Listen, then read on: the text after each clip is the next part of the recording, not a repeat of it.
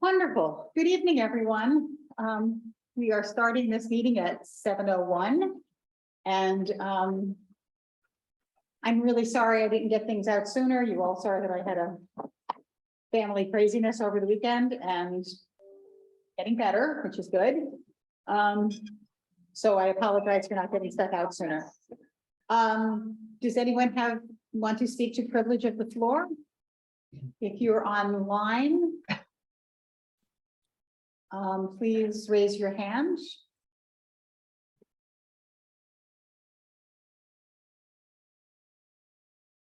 I'm going to say that once more because a few more people are just coming in. Good evening, everyone. A couple of people just came in, so if you would like to speak to privilege of the floor, please raise your hand and let me know, and I will recognize you.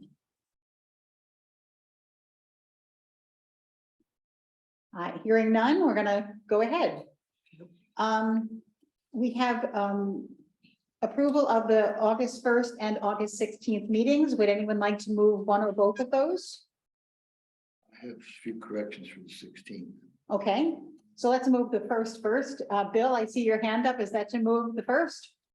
Yes, and I'm just a little confused because when I saw the minutes from the first, I thought they were supposed to have some changes in them that I didn't see, and either I got the wrong version or I wasn't. I was confused that was what was happening. No, So they did have the change. The change was we just took out a reference to someone. well, I proposed several other things, and also there was some typos. Oh, okay. I'm gonna let me pop up. Well, so I did send out. I sent to you, and then I later sent to the whole group what I thought was the corrected versions of the minutes. I don't know if any. I sent it out at 5 to the full group. I don't know if anyone has a chance to look at them. So is that the right version we should be considering, I guess is my question. The one that I sent today was the version, and that there's I think, but if you have any changes, we'll do that. All right, well, let me, okay.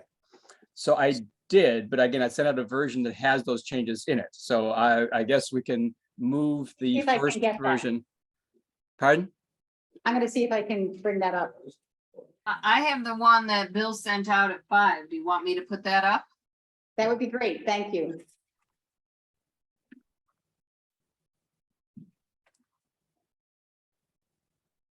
All right, and just to go over, so in 3A, the earlier one had a mention that major subdivisions have 5 or more residences built within a 5-year period, but that's not strictly correct. It's what is written here. They have to be 5 divisions of less than 5 acres. And also there's a condition of not having a public road built. So that's the correction I made to 3A. And then in 3B, well, we'll go back to 3B in a second because I see something I don't understand. So 3C, just with some typos, it says housing rather than housing. So now it says multifamily housing in the first part. And it had said how to we, and now it says how do we. Okay. And then finally 3E, I just elaborated on what I had said at the other meeting because what had been there was simply, we're going to recommend dark sky, and I don't think anyone would know what that meant. So I have now written a paragraph explaining what I meant by darken up Caroline, and that's the change to 3E. Okay. And finally in 3F,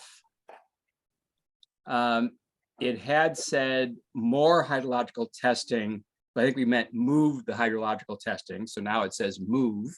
Yes, I do. And then I added some stuff by saying put it instead over there just to make it more clear. So those are all the changes that I think were just simple, But on 3B, I don't understand what's being said by basic usages. So in the second, well, again, near the end of the first sentence, it says ability to double that number if the development has some basic usages included. What does this mean? I think that was my recollection was, and I have to go back and look at my notes, but that was that that if it was a multifamily development, that you could have double the density. And if you provided affordable deed restricted housing, you would get 3 times the density. Yeah, that's absolutely correct. I don't understand why the development has to have some basic usages included. I just don't understand the basic usages included phrase in the minutes. I agree with you, Nan. We said Oh, okay, this part. if it's a multifamily housing, then you can get double density because, you know, pretty much as soon as you divide a house into 2 or 3 apartments, that's what you've done. And that seems okay. But yeah, I didn't think there's any condition on whether you could do that or not. And so I didn't understand what basic usages had to do in this. I'm sorry, I think I lost the one that I had corrected before with people's notes. So I am, I think we should accept your suggestions. And do people want to, or feel comfortable to approve these now, or do they want to just wait again for the next one? I think 3B, where instead of where it says has Yes. some basic usages, I think that you were allowing double Right. the number if it had multifamily Yes. Yeah. units in it. Yes. And then if those multifamily units were affordable, deed restricted affordable, then you would get 3 times. So that. I Yes. think- And so with that sort of change, I would move the minutes. Okay, thank you. Does someone want to second those then? I'll second. Was that Barbara? Yes, thanks. Any other discussion? All in favor? Aye. Aye. Thank you, Bill. And thank you, Barbara. And Bruce, you said you had some changes for the August 16th? Yes, ma'am. Okay, and what are they? Under number 2, Mhm. last paragraph, it says Councilperson Murray pointed out that the meeting was organized by Councilperson Catherine Goldberg, liaison to the Ag Committee. And questions about who was invited should be directed to her. That was Michelle who said that. Okay. Not Tim. And then under it, it said his understanding was Barb Canoe and Michelle Brown were taped because of their history on the planning board and the task force. Tim never said that. And then Tim said that it was a small informal meeting. And then Bill mentioned something about policy and for open meetings. And that it would have had to been an open meeting. And I said that there should be no informal meetings about zoning without at least the zoning commission knowing about it. The full commission to have the chance to attend. I'm sorry, I was not at the beginning of the last meeting. No, I don't. Yeah, So I will apologize. Yeah, Bruce. So that was again me writing. So I absolutely accept those corrections. That was just me remembering who said what, and I got it wrong. So thank you for that. And we can amend as you see fit. okay. Bruce, I will make those corrections and forward them to you, and maybe we'll just approve these at the next meeting then. That's fine. Okay, we will do that. So we're going to postpone, we're going to table those till the next meeting. Okay, and Jean, again, the version of the minutes from August 16th I got, the last half of them are from the August 1st meeting. Again, either I got a garbled version or the wrong thing got attached to the email. I don't know what other people got. But you'll have to check your. I will check my thing. I records. think I have the right one, but I think maybe I didn't save it before I sent it to you. And that could have been That it. can happen. Yeah. That can happen. Okay, I will check that. I do have to say, I feel like I am suffering from PTSD right now and my brain is not fully functional, so. Tim, do you have anything to tell us? Tim Murray? I'm happy to say, because of the long, relaxing month of August, that I have absolutely nothing to report from the town board. Okay. Nothing to report, always a favorite phrase. Okay, I would like to add to this agenda, I had left off more of a discussion about the commercial area on Route 79. I'd like to put that in at number 5 and then move the others down. That's okay with everyone? Okay. So let us go back now to the issue of Caroline. We just, the hamlet of Caroline. We discussed this last time. We have a definition of hamlet. I have forwarded it to people. I think we're good with it. We'll put it in the phrases. And I think the question is about what are the borders? Should it be noticed as a hamlet? Should it have borders? I think it should have borders if it's a hamlet. And what should the usages in it be? Should it be, and I've talked to several people in that area who have had diverse opinions. Some say they would be perfectly fine if it was just recognized as a hamlet and was all ag rural. And a few people have said they'd like it to be recognized as a hamlet and be kind of similar to Caroline Center. So I have not found a universality of opinion on this. So Nan, you have colored in an area there. Do you want to tell us what that is? Whoops, yeah, I'll just make this a little bigger here. So, after the meeting, I asked Rick to look at, environmental resources and property lines, and we, based on the notes from the meeting, identified this green area as potentially areas that, could be hamlet. The blue area is the water overlay district. And it was, Rick and I kind of felt that going out down to the bottom of these tax parcels was way too big. So, you know, this was felt like it encompassed a hamlet-like area in the areas you talked about at the last meeting, but that's really it. What is the depth there, for instance, of an average property, like on the south side? Let me just make this smaller and see what the scale on this map is. So looks like 1 inch is 2,500 feet. So it's probably about, I don't know, with on the screen, it's hard to tell. I don't know, 1,000 feet maybe. Okay, I might be wrong. I don't know the answer to how many feet it is from Route 79. okay, I'd have to go back and look at what his notes were. I mean, Okay. the reason this line was drawn this way was because there was a parcel boundary here and a parcel boundary over here, and it just seemed like a logical place to connect them. okay. But, you know, it could be smaller, it could be larger.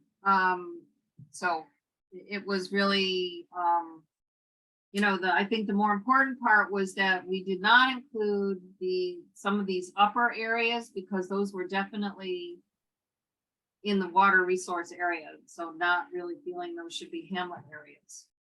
Okay. Real quick, Um, may I add to this somehow? Flatiron Road is just about 1 mile. So you can visually take it from there. okay, Oh, all the way down to, Harvard Road, Yeah, Harvard okay. Road, Route 79, is within half a tenth of a mile. okay, thank you. yeah, Okay, so less than 1,000 feet. yeah, No, more than 1,000 feet. Well, I mean, No. the Yeah, the depth is going to be close to half to 2/3 of a mile, and the width is obviously not that great. right. Okay, So the yellow is just all ag, the yellow Yes. is all rural. Yes, yes. so it's up to us to decide just what's gonna go on in the hamlet. Yes, it's up to us to decide, should we include it as a hamlet? And, you know, we have had people ask that happen. We have had no one say it shouldn't be. So it seems to me reasonable to say, yes, it's a hamlet. I think it's very different from the other hamlets. Houses are not as close together, for instance. It's it been, has a distinct row of close together houses, not unlike Carolyn Center. yeah, And I think it deserves at least the same recognition as a an area of Mhm. concentrated residential use that may in fact benefit from limited commercial development. In Mhm. that it's in the Route 79 corridor, so it provides not just local service, but to a greater population, and therefore, it's a viable location for a business. So, Mhm. I think this is good. I like the limits that are shown because I think it should include the Tobytown development, and I think that the restricting it to some depth on those deeper properties makes a lot of sense. I do too. Michelle? Yeah, I guess I pretty much agree with what Ernie said. And to me, it reminds me of Caroline Center, actually. So I could see giving it the same uses, permitted uses as Caroline Center. Thank you. Bill? So yeah, I mean, basically in agreement. However, I'd like to see a map of this with prime farmland on, and in a second, I will flash one up, but I first want to say, so then on the north side, I did see that basically because of how you and Rick stayed out of the water resources overlay, basically there's little slivers of the back of a property that's in the other district. And I don't know if that's a big deal or not. It just seemed Yeah. weird, sort of, the restrictions are going to be the same because the overlay district will add those restrictions, whether it's ag or Right. hamlet. So I would have suggested for some of those, up until like that break right there, that Here. the entire parcel maybe be in there. But I don't know what that's not a strong thing. And then on the south side, I'm going to suggest we consider bringing that a little tighter to Route 79. And the reason is that a lot of that is prime ag land. And if people are okay, I just want to flash a map up, which means that Nan has to stop sharing, and then I will share, and then I will stop sharing, and then she will share again. So I hope I can share. Yes, I can. Karen. Yeah, I know. Well, back to kindergarten here. All right. So this is from the comp plan. So Oh, this is I where have another one too, sorry. okay, that's fine. So this is Level Green Road here. And so there's this, good region of, and so I would like to see this on that map. And maybe because of that, pull that border in. I just can't tell looking through the two maps whether the border you drew makes sense or to make it a little shallower makes sense. So that's a request. Okay, I'm going to stop my share. Oh, wait, sorry, the analysis map I have was for the other one. Yeah, I don't think we have prime Yeah. farmland with that hamlet boundary. And, it may in the end not change. I understand make it nice and even across those parcels, but it also could be more like a little more parallel to Route 79 and in just a little bit. But I would, I'd love to see that overlay. Other than that, I'm basically fine with the east-west extent of it. And I agree with making the uses essentially comparable or the same as in Caroline Center. And again, I at least offer the suggestion of adding that sliver of land on the north side because it Yeah. doesn't seem any reason not to. I guess. So this was the only, I did find, I knew that there was another map, so,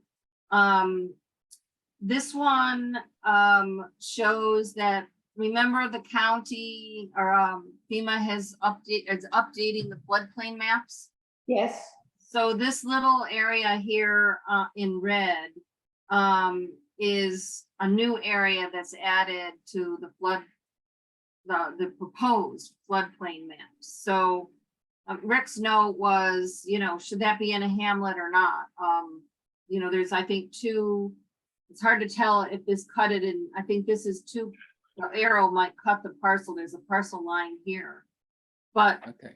so yeah, whatever. I mean, I certainly understand that, like, from here all the way over, it It's might about make there. sense to just include all of these parcels.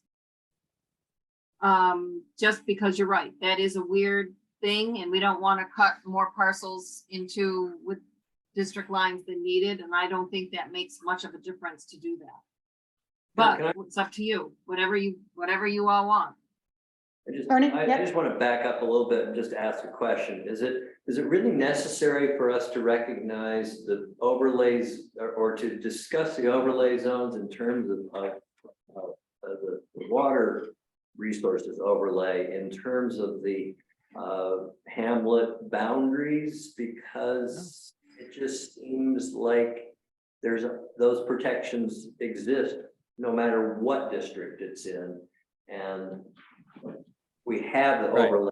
overlay zones for exactly that purpose, to further protect those areas within a zone district. So we should- Correct, Ernie, that's exactly what I was saying.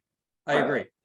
So what I want to do is to kind of, back up again a little bit. We had talked about one of the reasons for not including one of the parcels at the intersection of Thomas and 79 in the commercial zone was because a large portion of it was in the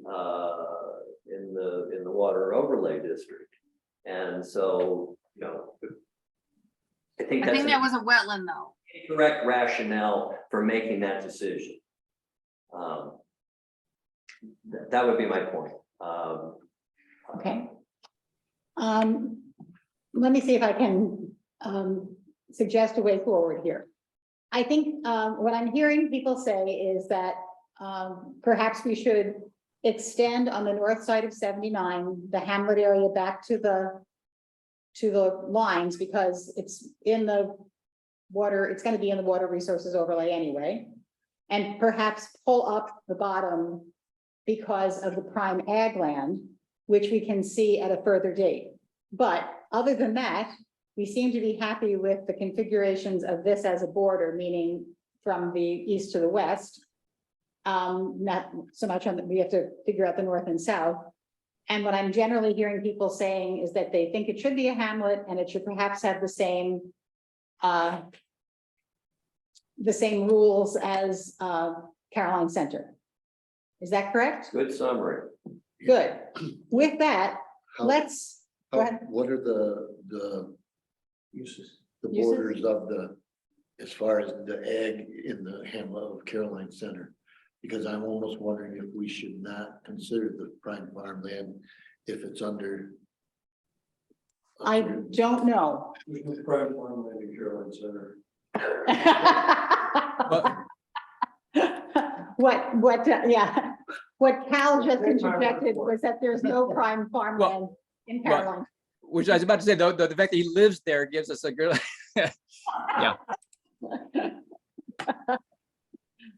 I think you were probably correct, Cal. So with that, let's, could I have a motion that we have general agreement on what I just outlined? And that we will define the borders when we look at the ag things at the next meeting. Does that sound Well, good? I have a prime farmland soil map from your comp plan if you want to see it. Excellent. Let's look at Well, that. well, what I can't see is the outlines of the hamlet on it, but maybe you can do that. That's what Oh. I was saying. I don't have. I have the map. Um, That's the map I was displaying to you all a minute ago. Overlay. And indeed, I'm looking at that map and Cal is sadly true. There are indeed no prime farmlands anywhere near Caroline Center. Not even anywhere near it. No, not even anywhere near it. Well, you gotta go down to like the intersection of Yapel and 76. Then you got some. Why did your people go west after the Civil War? It's sunny up here. No. But the prime farmlands do exist very much in that area. They Yeah. extend down Level Green Road. Oh, yeah. Big Yes. hemp production fields we had there year before last, just, No, it is actively farmed land now. And so, I don't object to making portions of that hamlet territory. We're gonna have to do that if we're gonna, allow some further development. But I just want to look carefully, because that is some of the remaining good farmland in Caroline. I want to look carefully at where that border should be when we can see the border and the prime farmland area at the same time. Okay, so I think we should define the north and south borders at the next time, but otherwise I will put in the minutes that we are in agreement that we think it should be a hamlet and it should follow the same usages as Caroline Center. Is that Should good? we have Dan take another stab at it? I mean, Rick, Dan? Yeah. Yeah, what I'll do is I'll ask Rick to take the map that, you know, the updated zoning map that I just showed you, Yeah. and, put the prime soils on it.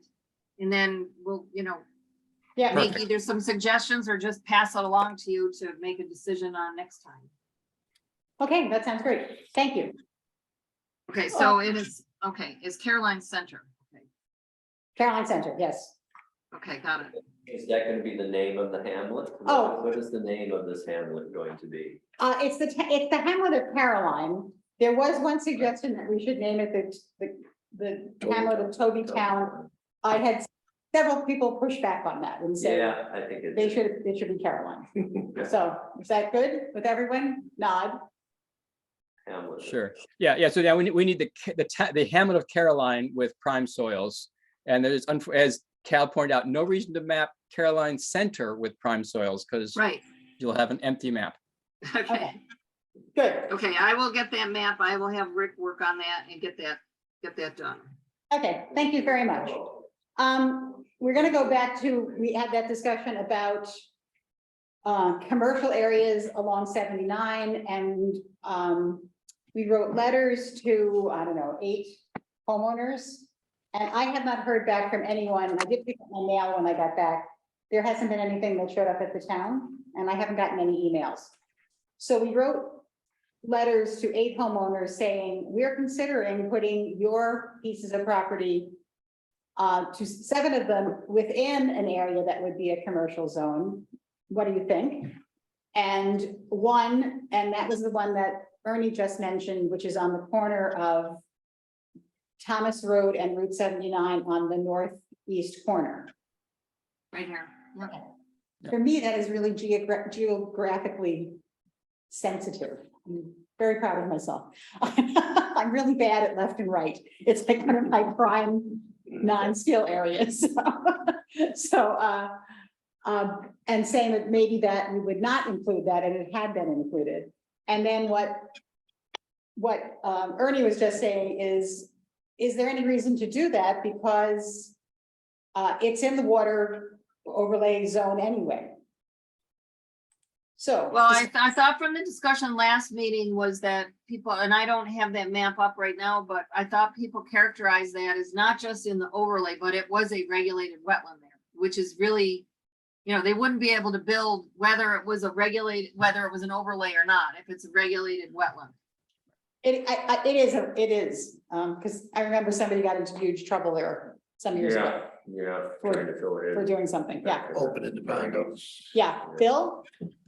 Yeah, so correct. So yeah, it's a DEC regulated wetland. I mean, it'd be a regulated wetland no matter what. The state, the feds would come in. But yes, and so to Ernie's point, I mean, there were 2 reasons. One was the continued suggestion from Ms. Harrison that this is right adjacent to the school.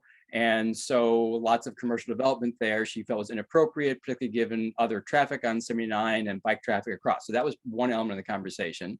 But the other was that it's a wetland. And while indeed the commercial use would not be able to intrude in that wetland, it just felt that given how nice a wetland that is and how extensive, that it wasn't an appropriate area for a lot of commercial development.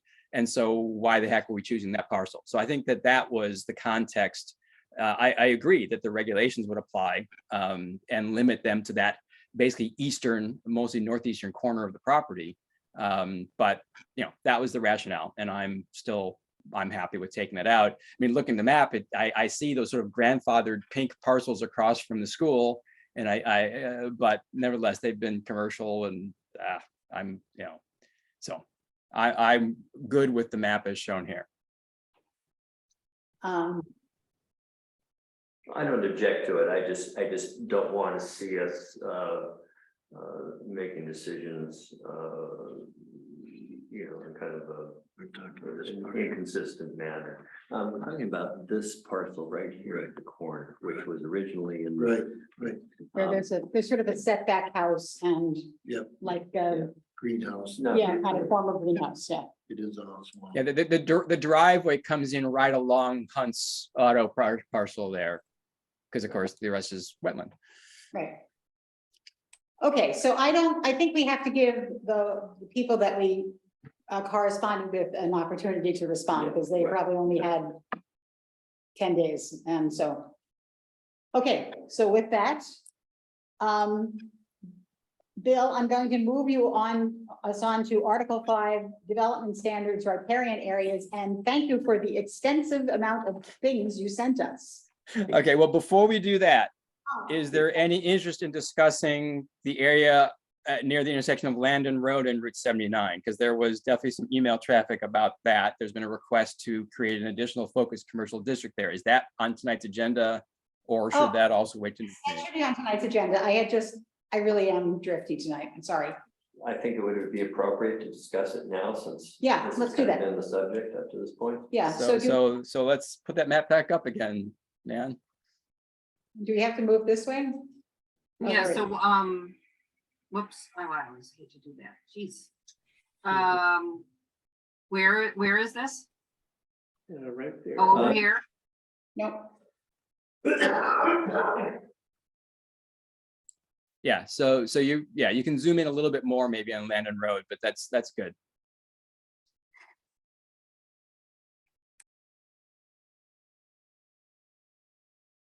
Okay, so, what is the olive color again? The olive color is, Bessemer Hamlet. Beesimer, yeah. That's So what I you're thought. talking about this parcel here? So the request was for, no, so that's the storage units. The request is for the land on the eastern side of Landon Road, south of Route 79. Oh, here. That parcel there, half of which is in the Bessemer district. And also for on the north side of Route 79, what is currently in the ag district, that parcel there. To create both of those as and I assume the person was really requesting this area be made a focused commercial. So that's what we're talking about.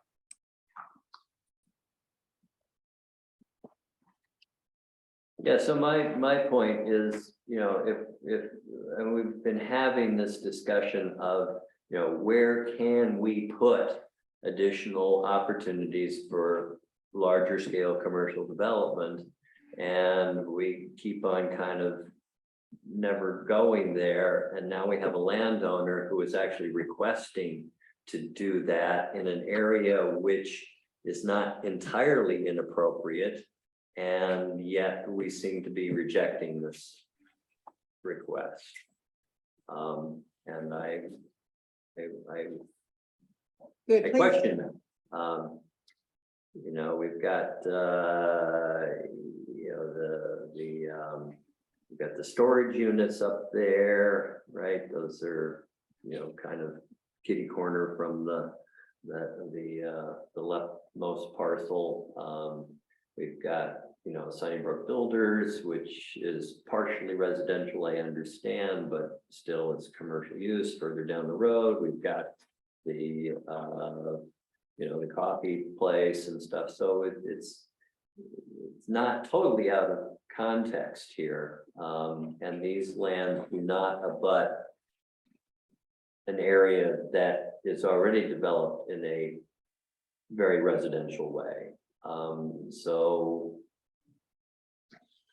where would you suggest that it should be commercial? I don't know. I just want to make a case for,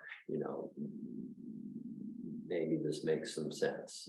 So maybe we lump together, we again, confine the commercial area to the zone closest to the highway, not go to the full depth of the parcels, but actually, kind of grab, the 3 parcels to the south side of Route 79, and then include the 1 parcel to the north side where the landowner is requesting that he be added, and creating, an L-shaped zone there for commercial. And then perhaps even talk to the landowners on the north side of 79 and say, hey, this is what we're thinking. What are your thoughts? So you would suggest, if I understand the L, it would be where the upper circle is above 79. Yeah. The one below it The to some parcel- the extent, Parcel below it. and then the, This one, No, the parcel on the other side of the street. On south of. This south one? of 79, Yeah, yes, that one. And then the parcel next to that, so that you're linking. which is that where the Red Barn Builders is now? Yes. Yes. this over here or over where the storage units are?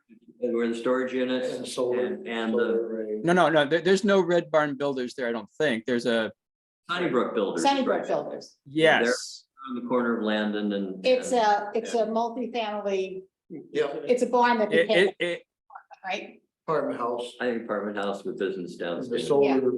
solar arrays behind it in the field. Yeah. Right. yes.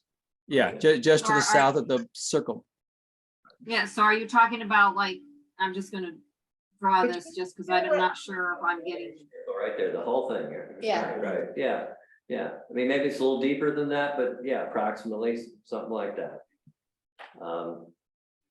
Okay, And maybe it wouldn't be the entire parcel on the other side of, on the right side of Landon Road, the east side of Landon Road, maybe it would just be the frontage. okay, I see Barb, Michelle and Bill's hands up. Barb, Yeah, thanks. I'm going to speak against this for many of the reasons that have been articulated over a variety of emails over the past weeks. I don't think it's correct to characterize some of the areas as existing commercial. For example, the coffee roasters is not anywhere in this area. It's over at the corner of Beesmer Road and 79, so that's not a good example. Sunnybrook Builders is literally occupying a small portion of the first floor, the ground floor of a multifamily housing unit. So that's not commercial currently. If you were, to look at this and have, that whole red section along the whole, the bottom of the L or the long part of the L around along the south of 79, south of 79. Oh, here. Those three red circles, if you were going to connect those, which I think is what's being proposed essentially, you've got a whole long stretch of focused commercial that's across from residential areas. And in the other focused commercial section that we've been talking about already, to the right, the purple stuff, almost all of that is on both sides of the road. And I just don't think it's appropriate to put a focused commercial, along one pretty substantial length of the road, across the street from residential housing. I'm also concerned about the water overlay that's in that middle circle there that includes, right, you are almost there. That seems not appropriate to include in a large commercial district. I think also that this goes against what we've been talking about of a focused commercial really being focused and not trying to have or trying to prevent bits and pieces of large commercial development throughout the stretch of 79 that kind of portrays and sets a tone for residential and ag rural atmosphere and environment in the town of Caroline. So to me, adding another large commercial area here makes it too distributed, is too close and across the street from residential areas, has too much water overlay in that middle section that's being proposed. So I just don't agree with this being proposed as a large commercial district. thank you, Barbara. Michelle? I have to say, I agree with Barb said just about everything that, excuse me, I was going to say. And particularly, I really think having a large scale focused commercial across from residential is really unfair to people that have bought residential housing. I think that's going to totally ruin their property values, frankly. They So, bought this knowing that it could happen anytime, Yeah, right? Route 79. 79, for heaven's There sake. you I'm go. sorry, I can only hear one person at a time. So Ernie, do you want to respond?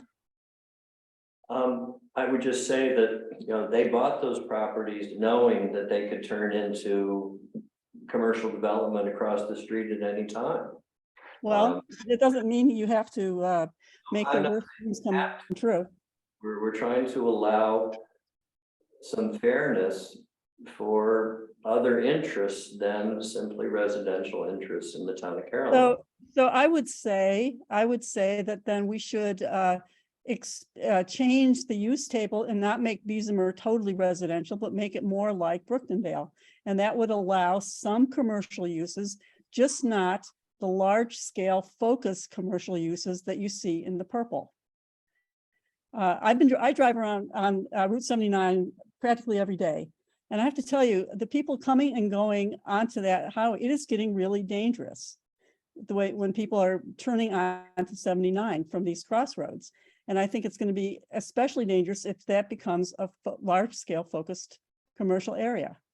And I think it's unpleasant for the people that have houses, whether they, you know, it's too bad they bought them, but they did buy them. There's no reason to make them suffer. So I would say a compromise would be to allow some commercial uses, just not large scale commercial uses.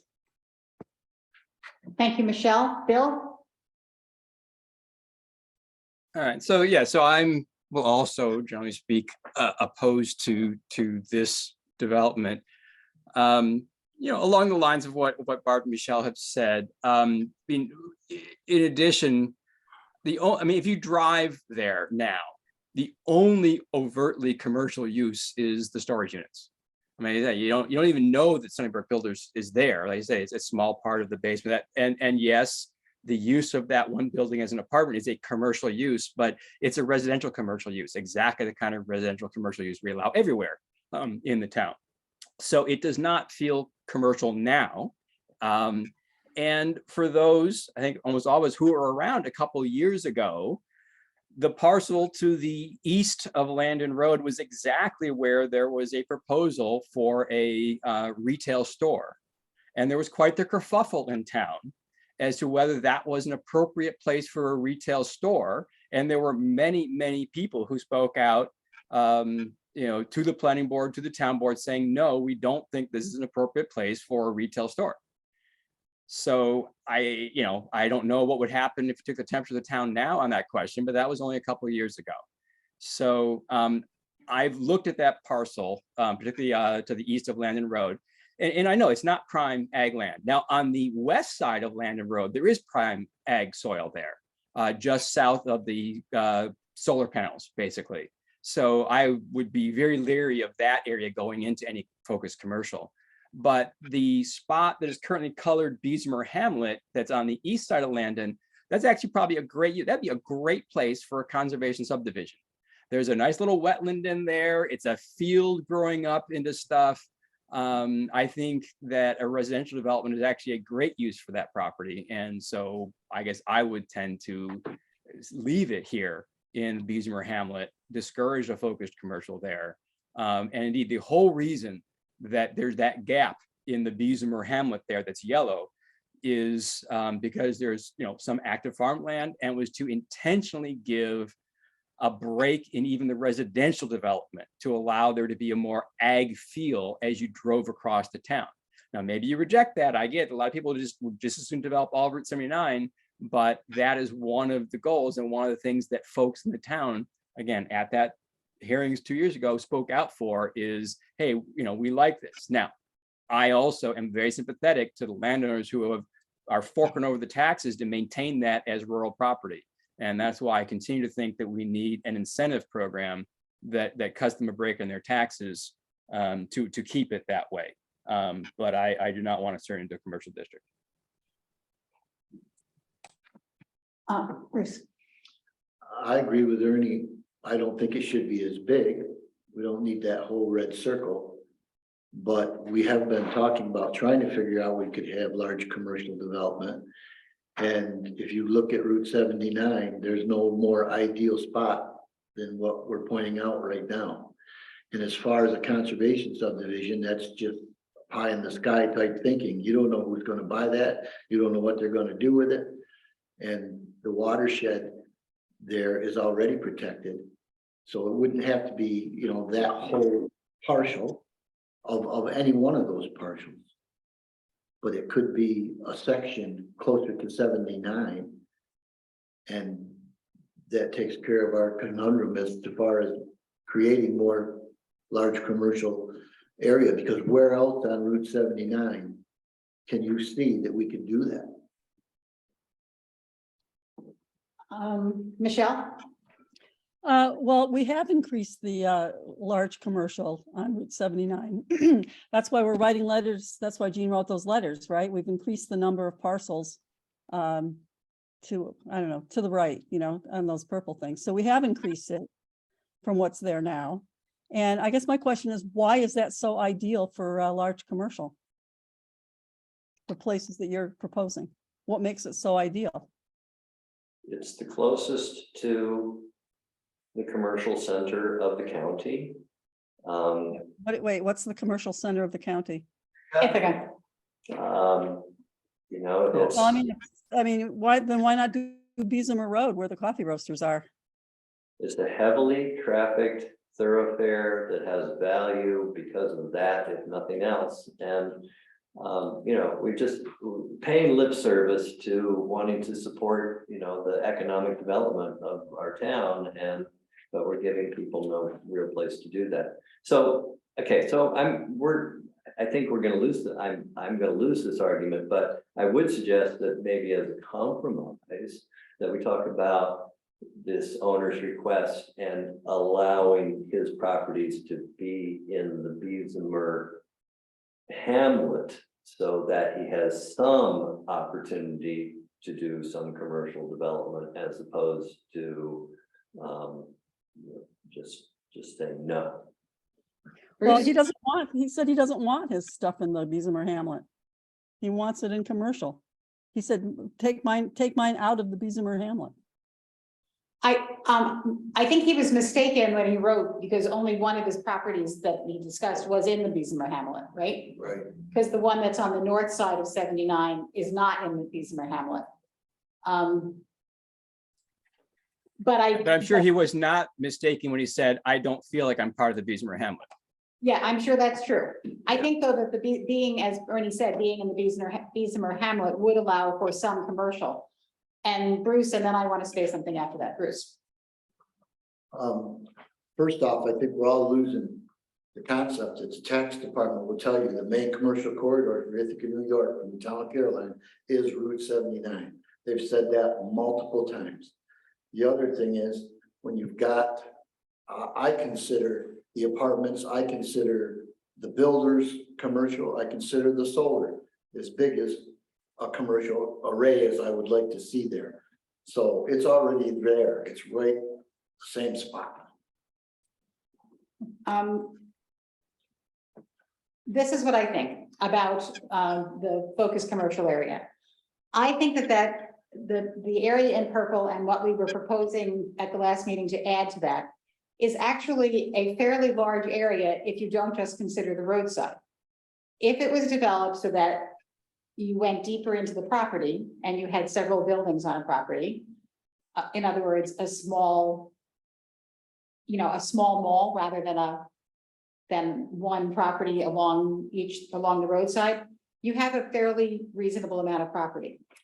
However, I also think that it is very reasonable to respond to the owner who wrote to us with this discussion that we had tonight and ask if he would like to be considered the ag rural area that he has there to be considered in Beesimer Hamlet on the north side, and what that would give him. And I also think it's very reasonable to consider what Michelle said, is that perhaps this could be like a commercial part of the Beesimer hamlet as the Brooksondale hamlet is. And I would very much like to think about that. Would that make sense with the, considering the property where the coffee roaster is? And I don't know if there's anything else in that building yet. I'm confused by the signage. So I don't know if there's anything else going on in there now. But it is, I mean, it's been both a restaurant, it's been a lot of things over the years. It has a parking lot, it has a lot of things that a commercial area would want. And perhaps that, and does that landowner own the two circles that are on top of each other, or just the one to the north side now? Just the north. Just Just the one to the north. Okay. I also, I agree with Ernie saying that we don't have to think about the water resources overlay because that is already thought of. But it is interesting to see how much of a water resources overlay there is in that piece where the coffee roaster is right now. It's very heavily in the water resources overlay, right? That's all marked, isn't it? Yep. Yep. So, that's my. Just a point on that, I don't believe that the coffee roaster is actually in the water resource overlay. The coffee roaster is under the RD, where it says Bessemer RD. And the water resources overlay is more on a residential property, just to clarify. Thanks, I couldn't tell from, I couldn't tell because I feel like I'm half blind tonight anyway, so. I can't. Michelle, I just want to make one more comment about, and this is going against what I agreed with earlier in the year, but that area that's ag, between the two parts of Bessemer, the more I start thinking about it, that it bothers me a little bit because I think I understand the principle behind that decision, and I voted for it, I think. But I feel like having ag like this between two pieces of hamlet kind of does put you in that situation where you could literally have a pig farm next to residential, right? Like, I think there are some ag uses that maybe aren't necessarily congenial with residential development. And so maybe that's not such a, maybe that whole thing should be part of Bessemer, with the option of maybe making it a more like Brookendale Center or something. I'm just throwing that out there. I just thought about it more. thank you, Bill. Thank you, Michelle. Sorry, Bill. Okay, and just to point a couple of things. So there are a lot of residential properties in between the coffee roaster and these areas we're talking about. So, that's why to me, I can't really think about the coffee roaster as part of this because it's sort of an isolated parcel. But, despite that I've been arguing against this, I'm certainly willing to consider essentially the, and I don't think the landlord's gonna be happy about this, but the western three circles that have been drawn there, conceivably making a focused commercial there, because I am sensitive to the need to, make expansion room. Though I agree with Jean that, when we look at the depth of the parcels in our existing focused commercial, they could be developed further. Is that going to happen? I don't know. So, I'm amenable to at least looking at that more carefully, thinking about that, at least another meeting. But I have a hard time with that parcel that's on the east side of Landon Road because it is indeed across from a bunch of residences. And I think it's a great, we're trying to, we're also trying to leave room for expansion of residential housing in Caroline. That's a bit more dense. And that's what Bessemer Hamlet is for. And so that's part of why we created Bessemer Hamlet as big as it is, based on Ernie's encouraging us to expand Bessemer Hamlet. So, that's roughly where I'm at right now, but I'm willing to explore this a little further. I think that was all, it's all your fault. It's all my fault. That's what I thought. No, I would point out that as a one-time developer, that I personally don't find the properties along Route 79 very attractive for residential development. The traffic noise is just horrible. And it extends way more than, you would think. I mean, those people who live on Pheasant Walk, it's noisy over there. I'm sorry. This is, this is not pleasant. So, anyway, just, looking at that parcel as an ideal place for a conservation subdivision is, yeah, maybe, but I think you're higher value housing is gonna be over on Lounsbury Road or Landon Road further down. Could I ask that, we think about these parcels? I will be in touch with the, homeowner and ask, and relate what we spoke about this evening. Ask about the Beesmer parcel. I really would like it if somebody, perhaps two of you would look carefully at the Brooktondale commercial area and think about how that could be translated into this area in some fashion, if that's a suggestion. Would anyone like to work on that? I will look at that. Thank you. Wait, except for I won't be here for the next meeting. Well, I wanted to say, are you gonna be here on the 6th? No. No. September is like a disaster. Well, we'll talk about that in a bit. So, but I'm holding, well, if that's possible, we'll do that. I'd like to look and see just how many residential units there are around where we're talking, because I don't feel there's that many. No, there's a little subdivision right across. Right up in Right. here, And that's off of Hickory or whatever right, it is. Hickory Lane. But that's not on 79. That's No, above but 79. they would, but those properties likely have that development in their view shed. We should look at that. I don't think we need to decide this in No, we a don't. week or 2 weeks. You know, this Right. is something we can decide in 6 months. But Kill me now. Right. Yeah, no. oh, Okay. okay, we're not looking. Okay. Well, return your- Good. No, no. You ain't gonna do much. We are going to move off this topic then. Okay. I will let you know about my conversation with the landowner. And we are going to go on to riparian areas because I just love saying riparian. Bill, It's not Pleasant Walk. who doesn't love saying riparian? Doesn't everyone? Yeah. Ripers. Okay, Bill is gonna bring up some of the things that he has sent to us. Oh, okay, great. I think that those are the things I forgot to pull up so I could share them. Let me just see what I did here. Sorry, give me 1 second to be ready. Those must be a riparian zone there, and I may have pulled that up. There we go. Okay, so I guess I can share my screen. So, show of hands, who did their homework? Did anybody read the stuff I sent out? Do I need to go over any of that, or should I just jump right to the edits I'm proposing? I think you can jump to the edits. Okay, I read it, but some Yeah. of this riparian buffer stuff, I think warrants going over because the benefits of the riparian buffer and stream buffers pretty much talks about a forested riparian buffer. And the hamlet of Slaterville and the hamlet of Brooktondale, you're not really talking forested riparian buffer. The other thing is that I had a question on was when they talk about a riparian buffer and the overlays, the most important part of any watershed overlay or a riparian buffer is the headwaters.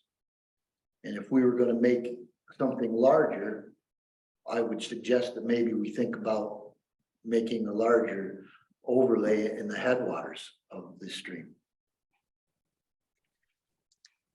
Okay. So.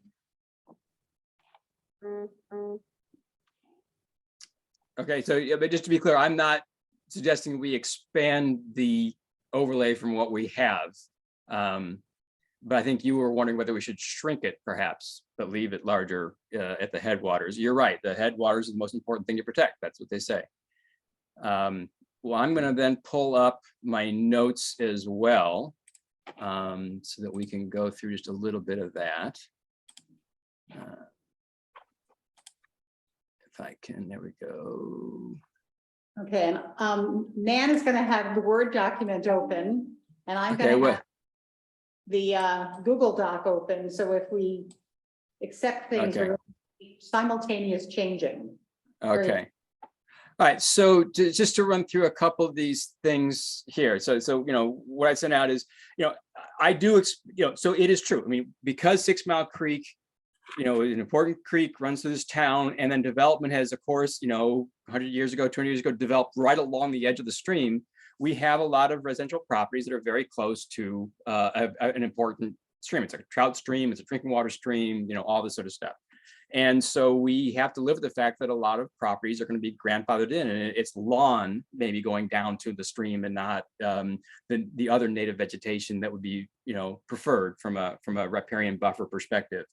But to me, that doesn't mean that we shouldn't have one or encourage one. It's sort of a development for the future thing. And if you look at a lot of the, we'll get to them, the actual it's just trying to minimize impervious surfaces in that area. But if a building's already there, you don't have to tear it down. It's just a question of preventing more of the same to try to keep it in as good a shape as it can. So one of the things I had asked about was I pushed back on, indeed, how much scientific evidence is there this helps? And the answer is there's a lot of evidence that it helps. And in some sense, the bigger the better, but just depending on what your targets are. And if you're just trying to protect stream quality and runoff and sedimentation and erosion and stuff, 100-foot-ish seems to be a reasonable distance, quite well justified scientifically. Some other towns in Caroline do have riparian protections, and so I gave you some summaries of what they have. And while some of the zones in Ithaca are narrower, again, town of Ithaca is much more developed than we are, but they did have, on their bigger streams, they had 100 feet. So what we're doing is, proposing is not all that unreasonable. And the types of uses, prohibitions, et cetera, are pretty similar in our proposal to what is there, and certainly in what is the model ordinance that the Tompkins County had put out. So yeah, that's it. And then I think, as I mentioned last time, I'm gonna propose a change to some of the slight wording on where a steep slope, because it can be anywhere inside the buffer, doesn't extend to the edge. There's a confusing wells reference, but that was to a well that was related to a septic system. And we did discuss drinking water wells last time. And again, my poking on that was the only firm thing I actually found was from the department, DEC, and they recommend a 25-foot separation of a drinking water well from a stream or wetland. And that's from a contamination standpoint. I assume they're in case the stream overflows or something. And so it's to keep the drinking water well from getting contaminated. And right now, our riparian section is silent on how close a drinking water well can be to that. And I think we can just let the state regs apply. That is, I think, a reasonable place to be. And then the last thing I think we'll get to, if we want to, is whether you want to add any other prohibitions that are in some of the other towns or in the model ordinance. And I'll pull that up if anyone has appetite for that. But they have to do with, while hazardous waste is not allowed in our draft ordinance, there's just general waste storage and disposal that is recommended not to be there.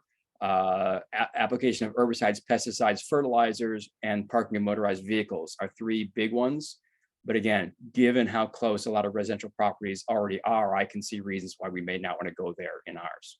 So that's the summary of the research I sent out.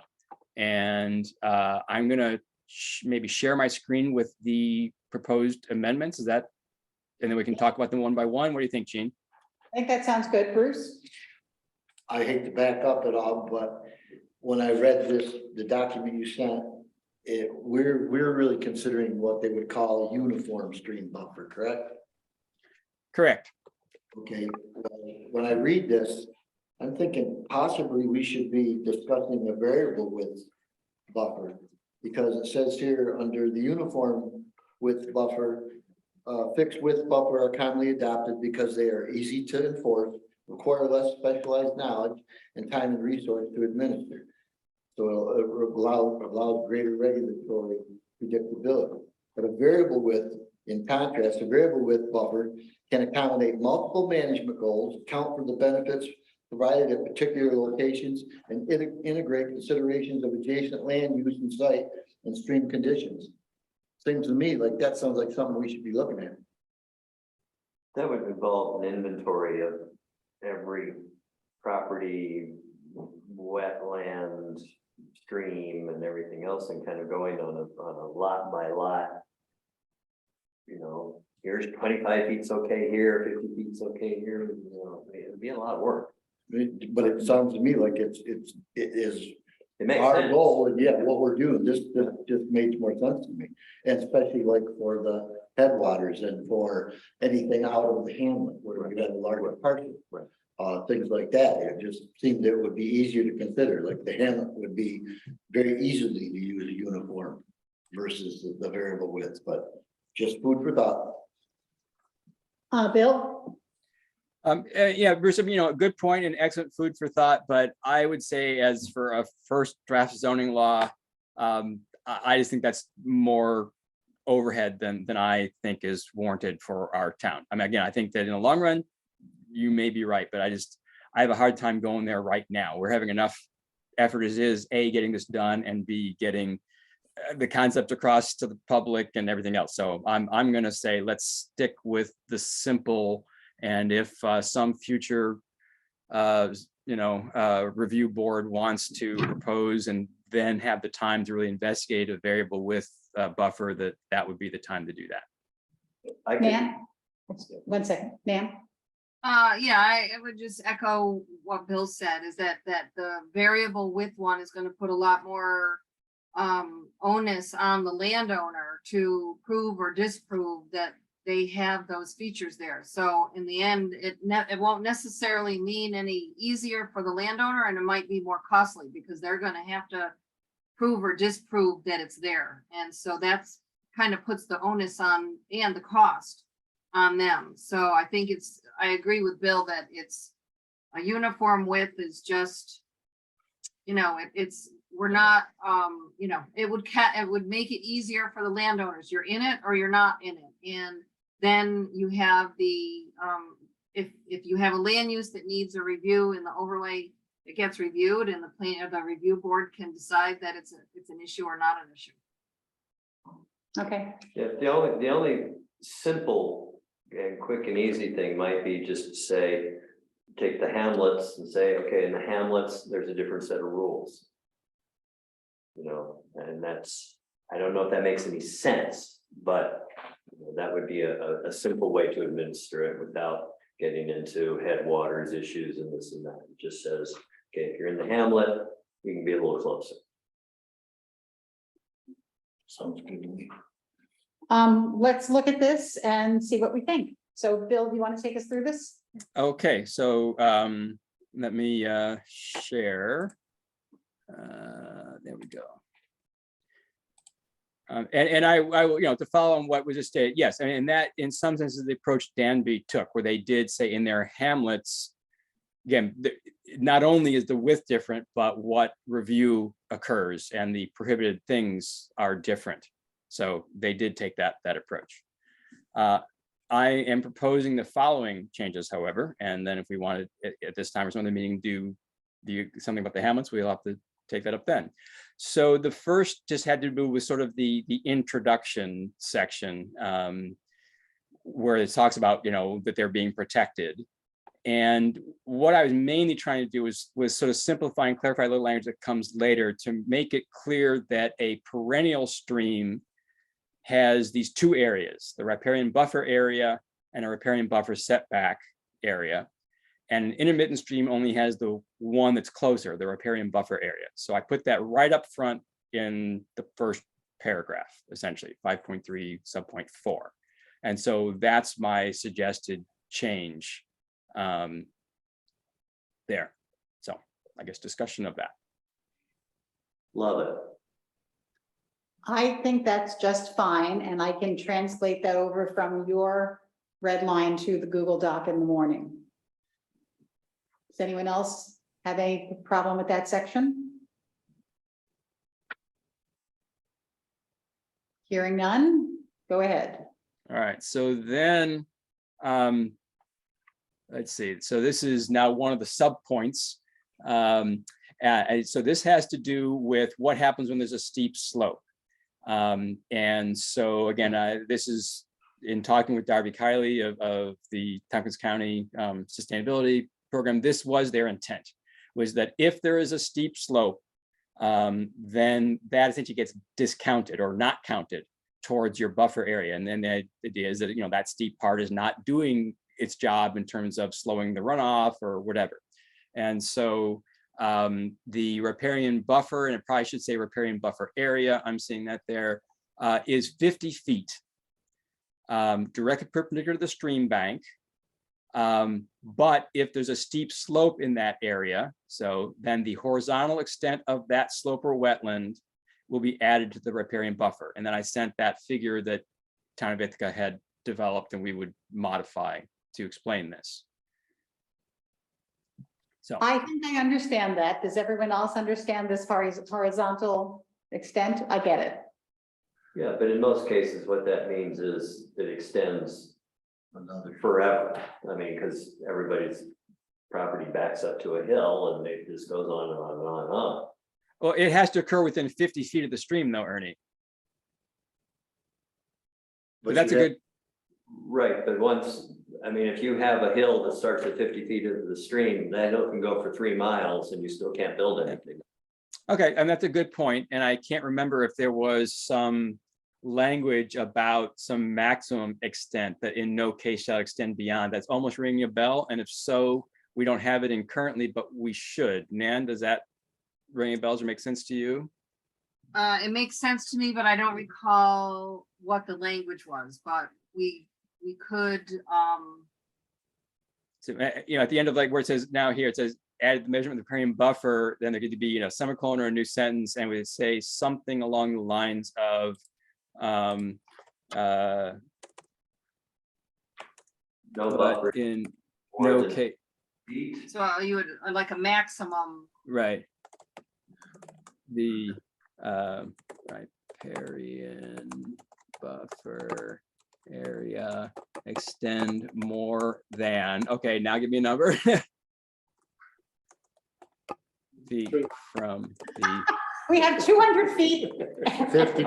and 50 feet and 3 miles here. So, so I have no idea what it is. What's the so- maximum riparian buffer generally? yeah, again, they talked about, 400 feet is great if you want a wildlife corridor. I would tentatively suggest 100 feet here. That would be twice the, and it's, so, and you still have another 50 feet outside that, which is the, so that's a I suggestion. think that sounds very reasonable. I would go to 200 feet simply because, in my mind, I'm seeing a 25% slope. And I want to be up that slope quite a bit to give there plenty of room for, the inevitable hell that happens down slope that isn't part of your development, but it's where all of your dirt ends up. You know what I'm Yes, saying? yeah, That, slope side development takes up a lot more space right. than flatland development. So even though your building is outside of that zone, Yep. your excavation is not. Yep. Um, I think very thoughtfully done. Thank you. Thanks very much, Ernie, for that. Everyone happy with that? I see no one wailing, so I'm moving forward. Okay, let me Just say, one thing, just for the notes, Bill, can you just Yes. highlight that additional added sentence that you just added in so we can see Yep. that would be changed. yep, Yes. that's an excellent sense. Yeah. Let's see, this is highlighting, there we go. All right, I think that should just be edited, be required to extend more than 200 feet. But in be no, required to extend, is Yeah. that what I heard you say? yes. Yeah, I just, Okay. Yeah. Thank you. They want to, they can. Yeah, Okay, so yeah, and that's the, I'm gonna get rid of that and this, because. Oh, yeah, but then there's gonna be I didn't have that in there, so there is indeed a figure to, you figure NN. Yes, whatever figure, I don't know what the number's gonna be, but we'll do something to help. Okay. All right, so, in this other very complicated subsection to a subsection to a subsection, the first sentence in the section said something about intermittent streams running through properties having ag, have a 50-foot setback. Parental streams have a 100-foot setback. I mean, so this intermittent streams have a 50-foot setback. And I think this was an easy misunderstanding of their requirement in the draft ordinance, because they sometimes use setback with a small s and sometimes with the big S, and the big S was the two things together, and any rate, or the small was the two things together. So I think their intent was a total of 100 feet protected. Half that is the riparian buffer area, half that is the buffer setback area. So I suggest striking that sentence because we made that clear earlier on. Yep. Yes, I agree. I had read that and I think you are correct. Okay. And then moving on. So finally, it was just, yeah, again, the existing wells was a little unclear because it felt like that could be a drinking water well, but it's not. And so I went with something a bit more like what was in the model ordinance, and then add the word septic to the word well. Yeah. Again, these are called dry wells or seepage wells or dry, yeah. Everybody will understand. Right. Septic dry wells. Okay, should I say dry wells, you're saying, Ernie? Yeah, I think so. Yeah, septic dry wells. Septic dry well. Yeah, I would leave Okay. septic so that people understand that's exactly what we're talking about. Right. I believe the DEC does have seepage pit language on their website, but which is the other word that the health department used with me. Do seepage pit, either or. Or seepage pit here? Yeah. In my mind, those are the same thing. I think they are the same. But this is, it's Okay. all Greek to me. So we'll say that, and someone will get mad at us saying, well, that's like saying it could be a cat or a cat, but. A cat or a cat, yeah. It's a daffodil or a narcissus. Moving along. Yes, all right. Okay. Based on septic dry wells, is that what we're? We're gonna use both. Oh, sorry. Yeah, we'll use the word septic dry wells or seepage pit. Okay, so we're Yeah. okay with this wording? Yes. All right.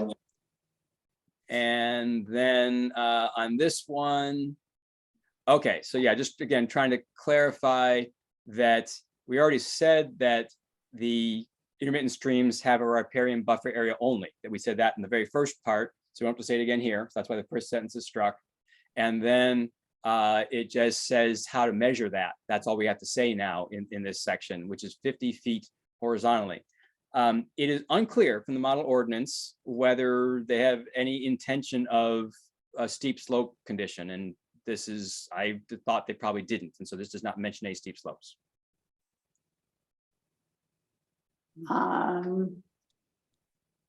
That is section 5.34. And then subpoint B, subpoint 5. Okay. I just want to make sure I'm in the right place.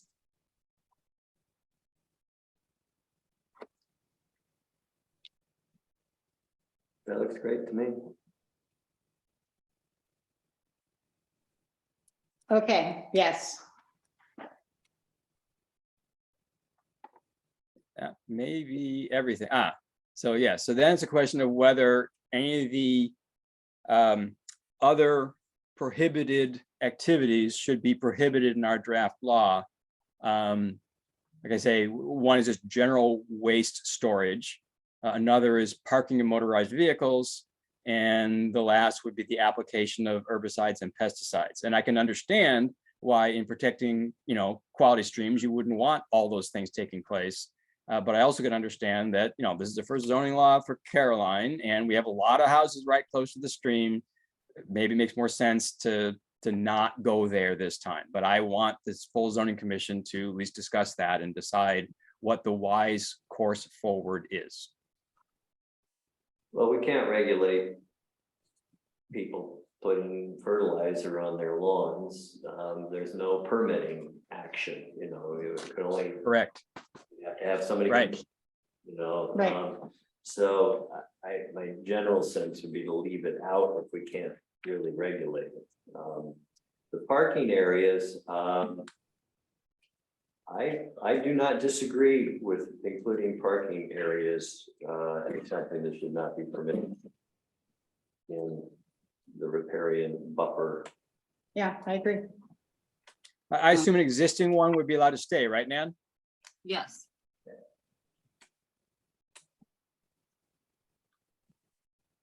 Okay, And I'm happy to move that we add parking, restricting parking in the, again, and it's a question of whether it's a riparian buffer area, which is the 50 feet closest, unless it's steep slope, or do you include the whole buffer area plus the buffer setback area? I would be tempted to say just the buffer area, but Ernie, what's your sense from having? I think that is reasonable. 50 feet from the edge of the bank seems like a good lead distance and or at least prevent, direct runoff from the parking lot. Yeah, I assume it's essentially, it's the oils and the antifreeze and everything else that the salt washing off the cars, et cetera. Yeah, it all goes right in the stream. Can still percolate down in there, but that's can do that 300 feet away from the stream. So and whether we should just say all waste, I don't have any problem with that either. How would parking be defined? For example, does a boat trailer count as parking? What is being defined as not being allowed? If it's Well, were you talking about a commercial parking, a parking lot associated with a commercial, some sort of commercial use? Or, I think it just said parking, so I don't think there was not necessarily a commercial use as far as I could see, though. Maybe someone can review the ordinance. I don't remember. Parking. I don't care what you're parking there. It all leaks oil. Michelle? I'm thinking along, I think sometimes you find, say, hay wagons and things like that parked kind of right next to the stream. Are you including those? I'm not going to make Motorized parking? Well, Well, I mean, they're just, yeah, I mean, it's similar to a boat trailer. They're not actually, they don't have engines. They're pulled along. So I'm just wondering if that's included, because I know Okay. I see a lot of hay wagons and things like that parked right next to the stream. I'm just wondering if that's what you mean. well, and typically, throughout this exercise, as well as consistent with New York Ag and Markets Law, right. those are typically not regulated. Agricultural uses are not regulated. I mean, I think that So we could explicitly say, except for agricultural uses, so that if someone has wants to park their hay wagons there or their tractors there and it's part of a farm operation, that might be an overreach according to, the eyes of Ag and Markets. Ernie? You have to think about how this is going to come up. This is going to come up when somebody presents a building plan for a permit. You can show the parking lot. And, whether you're parking a hay wagon there or your motorboat or your bicycle isn't going to matter to the site plan. The site plan is going to show parking.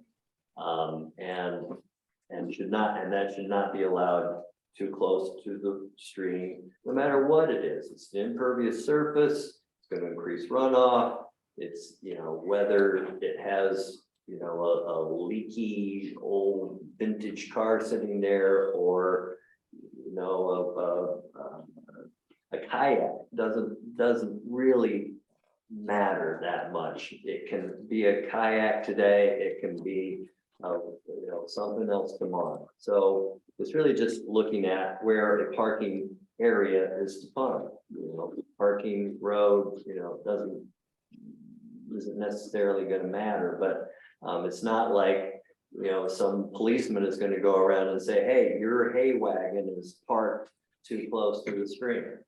That's not how this works through the permitting process. Bill, So, yeah, I mean, I think that's a good point, Ernie, because yeah, what we, because this is a concern in the town, we should not be looking at zoning as like a policing effort, right? That we're all gonna be spying our neighbors now to see what they're doing wrong, right? That's not the intent. Like you say, it comes up when there's a permit is applied for or whatever. So I'm assuming, but I do not know, that if you are paving a driveway, does that require a building permit? I guess I don't know. There is already in the riparian buffer area language about impervious surfaces, and I think they are only allowed, X%, 5% or something. So just having the impervious surfaces, they are limited just from that endpoint. But if you're making like a gravel parking area, does it ever get a permit? So that's my question. It probably wouldn't. But, again, we're looking at a law that is never going to be able to be universally applied. It's only going to apply when somebody comes up for a permit or somebody makes a complaint and, has some valid reason to, say this should not have been allowed. So I guess, my sense is that, we don't have to encumber this document with, definitions of what is and is not allowed to be parked within the riparian buffers. Michelle, Well, I guess I'm just thinking, and maybe I'm getting distracted, but I could see this is the kind of thing that people, particularly on the ag committee, might read this and say, hey, they're going to tell us we can't park our hay wagons if it's too close to the stream. And No. so I just want to make sure that's, You can't build a parking lot too close to the stream. We're going to say what you could park where. I don't Okay. think. is that clear from this language? I think it's clear because of what Nan said. Ag stuff isn't related to this. But then, yeah, I think though that it's fair then to clarify that in like we have in where we have the other prohibitions of activities where we say, that like, for instance, mining and removal of soil, blah, blah, blah, is prohibited unless it's in that connection with the farm operation. So that the term, unless in connection with the farm operation, is what we add in to ensure that we're not over regulating farms. So should we add that in somewhere, Bill? Yeah, and I just stopped the sharing because I'm not typing any edits. I see Nan writing, so I'm hoping, because in terms of these extra prohibitions, I'm not tracking that. I'm assuming that Nan Okay. is. And I so, I'm reading it in my notes and I will. and it is possible. Yeah, I think that, part of what the zoning does then is, and when someone, gets reviewed, they want to build a parking lot and they go through site plan and site plan points out to them, by the way, you can't park, this close to the stream, then now they know, right? I mean, so part of this is educational. I mean, people will be probably happy often to keep their stuff that far away once they know and know why it's important, as opposed to just obliviously doing it, which is also likely possible without that. So this probably just draws attention to it. So I think we can just go with that. I keep musing, should we say no motorized vehicle parking? But then, as Ernie's saying, then you get down to, but that's not what you're noticing. What you're noticing is that someone has decided to build a parking lot. So. Okay. Okay, was that the last one in yours? That was it. That was those last three things. I think that so we decided to do something about parking, and Nan, you must have the other note. We decided, Ernie proposed, I didn't see anybody objecting to saying something about what was the other one we just talked about? Good mind here. Well, we've added in the maximum area or the maximum for the riparian zone. Right. We're adding in the septic dry well or seepage Yep. pit. We talking about adding the parking areas as a prohibition to the list, and all the other ones that you did were accepted. Yeah, I thought there was another prohibition that Ernie proposed that we add right before we got into parking. Maybe it was waste. We discussed that. Right All now, waste. just agricultural waste. Yeah, I don't have any problem with, what, I'm sorry, what was the original wording about waste? Well, so we have, all we have right now, in the, all the laws I've seen, they're two separate things. One says no hazardous waste storage, disposal, et cetera. That makes sense. But then there's an additional possible one that says, you know, non-hazardous, basically other waste, non-hazardous waste. And that's the question is, you know, do we prohibit that? No, I think hazardous waste is fine. Okay. We need to start. Okay, I think that sounds good. Let me put their potato skins out there. Frankly, the only place Okay. that really worries me is the highway department, Yeah. the gas well, tank. Yeah. You know, every time I drive by there, I'm going, I hate that. I hate that it's there. Salt beds too. and Yeah, the salt pit. So Oil that's been thrown out back for 45 years. things that's the only place that I get very distraught about. Bill, you mentioned something about recommending or discussing drinking water wells. Right. So again, right now, our draft zoning law says nothing about how close a drinking water well can be to a stream or wetland. There is a state law, basically, DEC. I think it is possible to get an exception from it, but in general, the state requires a drinking well to be at least 25 feet from a stream or wetland, if I'm remembering what I read right. And so if we Well, don't say anything, that applies. Yeah. Well, actually, in D of that, or in that same section, we have 3 things that are listed as prohibited, and that was the storage and placement of hazardous material, mining or removal of soil, sand, gravel, and quarrying unless in connection with a farm operation. And the third one was drain fields, raised systems, and replacement of existing wells must adhere to a 100-foot buffer from perennial streams. So Right, so that's the That- one we just replaced, because that's supposed to be Okay. the septic, That's the dry septic, well, that's the seepage septic. pit, Yep, the gotcha. Never dry mind. seepage Yep. pit, yeah. Yep. So Bruce, Okay, did so that that was it. answer your question, Bruce? So right now, it would be a 25-foot separation mandated by the state. But we're not mentioning that. We're not mentioning that, right? But again, other municipalities have, I think, restricted it somewhat. I can't remember my own notes now, but so.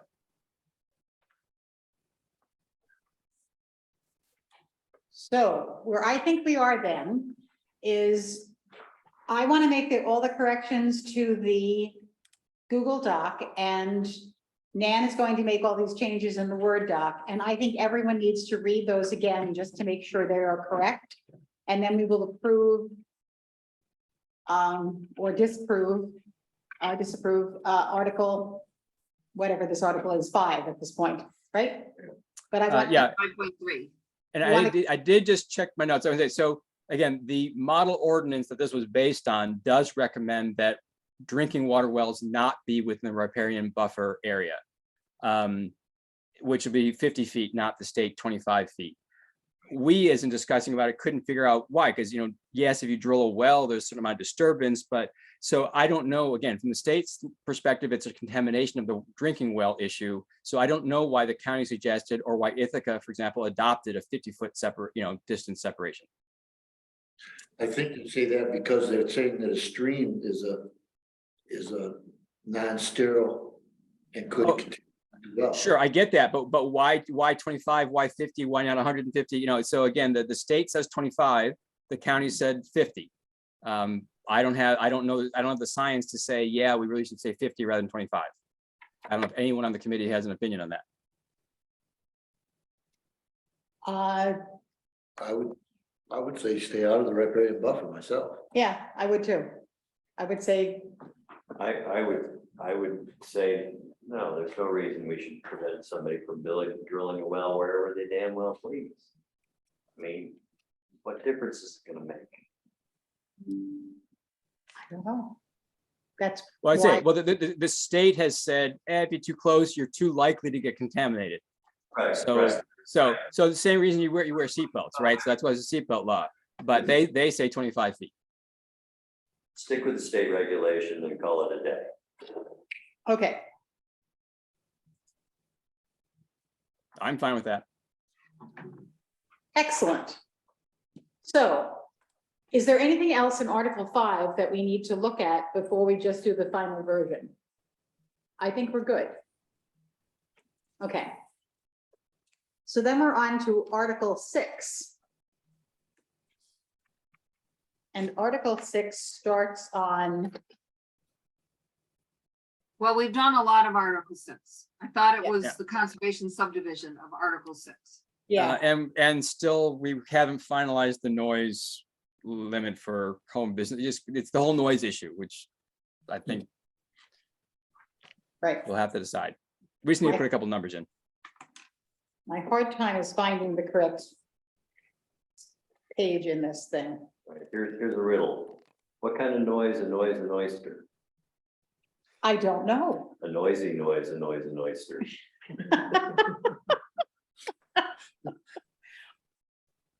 Oh Okay, dear. can we put that in? What decibel is noisy? Right, what decibel is a noisy noise? Yeah, I don't know what to do about the noise ordinance. I think it's just about impossible to come up with something that is going I mean, to, short of a noise ordinance. right, Yeah. Well, my suggestion is going to be, but I haven't found the right, I hadn't had a chance to delve into the document Nan sent, but I think we can write something that says basically the at the property boundary, that the noise should in general be, that's the funny, in general be like 55 dB or the ambient, whichever is greater. Right. And in no case shall noise exceed X decibels. And the problem is, what is X? And I don't, is that 100 decibels or, so that even instantaneously you can't deafen everybody, and that you're allowed to occasionally make loud noises, but not very often. And I just don't know the right wording for that. Now, someone else is very clever, but I think something like that is what I'm leaning towards. well, let's get there. It's just as soon as we put a number on it, it's gonna, Yeah, then we're gonna have to have documentation of why that's a good number. Well, agree, but if you say no loud noises, that is a Yeah. problem too. Well,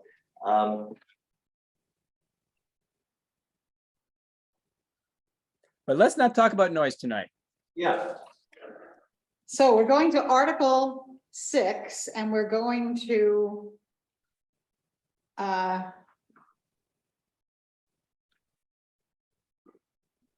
God, what is the page number in this document? And I'm totally lost it. Well, yeah, the Google Doc is hard in the main Word document. It was Article 6.5.12 Conservation Subdivision. It's about somewhere around page 84. Okay, let's see if I can find that.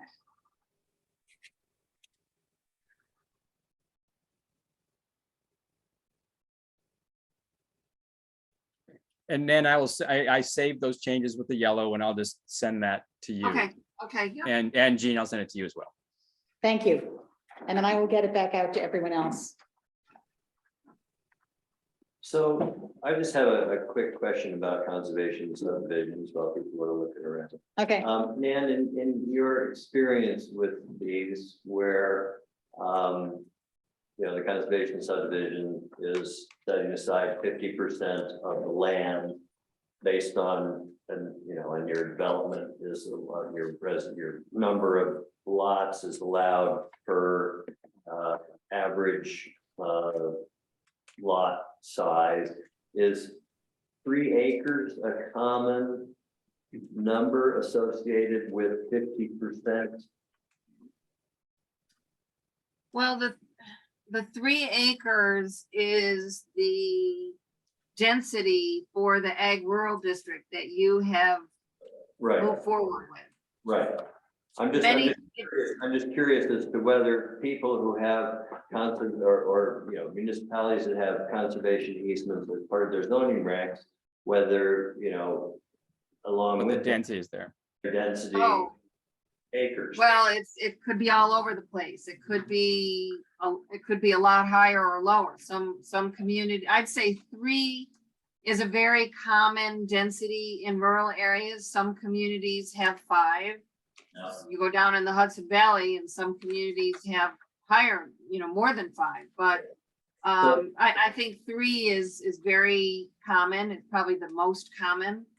But I would say there's the density of 3 acres and conservation subdivision.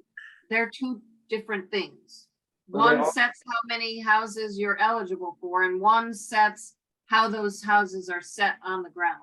Right. But let me just, it just occurred to me as I was kind of running some quick numbers, that if you have a parcel, doesn't matter how big it is, you get your allowed number of lots by dividing by acreage by 3, you get a number. And then you take the entire lot parcel and you cut it in half. So you started out with 3 acres per lot, and now by simple math, you're now at 1.5 acres per lot. In the simplest way. Well, On yeah, average. but I don't think you should think, see, that's the beauty of the conservation subdivision. You shouldn't be thinking number of acres per house. So the number 3 tells you how many house lots or how many lots with houses you are, or units you're eligible for. A Right. conservation, so let's just say you're eligible for 5. It doesn't mean that each one of those 5 lots is going to be of equal size. It could be totally dependent on the parcel. You may have 3 very small parcels that are a half an acre or an acre if you need them for the well and septic, and you could have 2 that are huge. So I think the beauty of the conservation subdivision. And please, can you hear me out? I'm going to take your math here. If you had a 15-acre parcel, you would be allowed 5 lots. You have to take 7.5 acres of that and set it aside. Now, whether that 7.5 acres is part of another lot or whatever, but that leaves you with 7.5 acres for those 5 other parcels, Correct. those 5 Right. lots. And that means that on average, they're going to be 1.5 acres. And 1 acre is the absolute minimum. And my personal feeling is that 2 acres is, when you got a driveway and a house and a septic system, and a replacement septic system, it's hard to put all that stuff on 1 acre in an environmentally responsible way, in my mind. So I'm seeing where a conservation subdivision makes a lot more sense when it's a 5-acre thing, because then, you've got all of these lots, and yeah, you can get some that are in 2 acres or even 1 acre, but there's some other 3-acre pieces, but when it's a 3-acre, average, actually doing that development, trying to do it on a piece of paper, it becomes pretty darn tight. I'm just throwing that out, just saying that, 1.5 acres per lot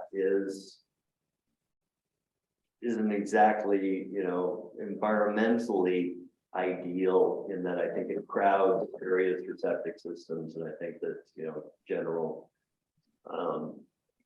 just, clearances between septic systems and wells and stuff become, just a difficult thing to do when, you're kind of dealing on smaller lots. So to force people to do that in order to maximize, to realize their maximum potential for lot sales, is not perfect. So that's all I wanted to see. Bill? So thanks, Ernie, because I was wondering what you meant by 1 acre is kind of a minimum, and you sort of explained that. So I get that objection that you have now much better. So thank you for that explanation. But obviously this does take place various places. So maybe Nan will have insight for us for how that riddle is solved. Obviously, this, there could be a subdivision or conservation subdivision in a hamlet district, and now we're talking 1/2 acre parcels. whether or not it's a conservation subdivision. They're going to be half acre or 3/4 acre parcels. So they're going to figure how to skin that cat or thread that needle or whatever somehow, right? So it is possible that some of these developments would have to use a joint septic system. So I'm sure that is one of the solutions that's out there. I don't know if that's more expensive or less expensive per household, but anyway, that so now I understand your objection as to why the acre is so important. And but again, I think it's probably a problem that has been solved, and so I'll be interested to hear if it has been. And another solution, we have to look and see how it's written now, but I'm pretty sure it's in there, is that the open space portion can be allowed to have the septic systems on it. Yeah, that's right. I think you're right. That is our thing.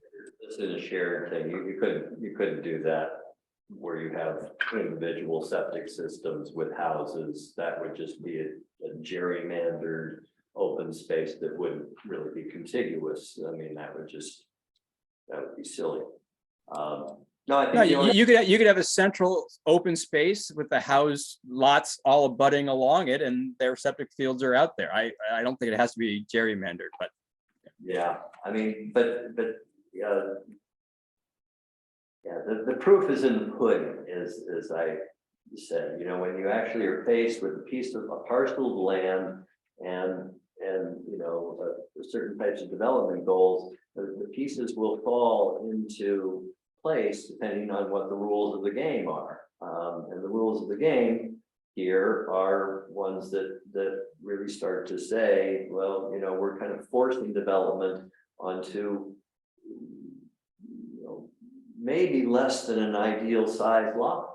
That if it was a 5-acre lot, then those lots wouldn't be 1.5 acres, they would be 2.5 acres. And that is a much more reasonable piece of land to work with. So I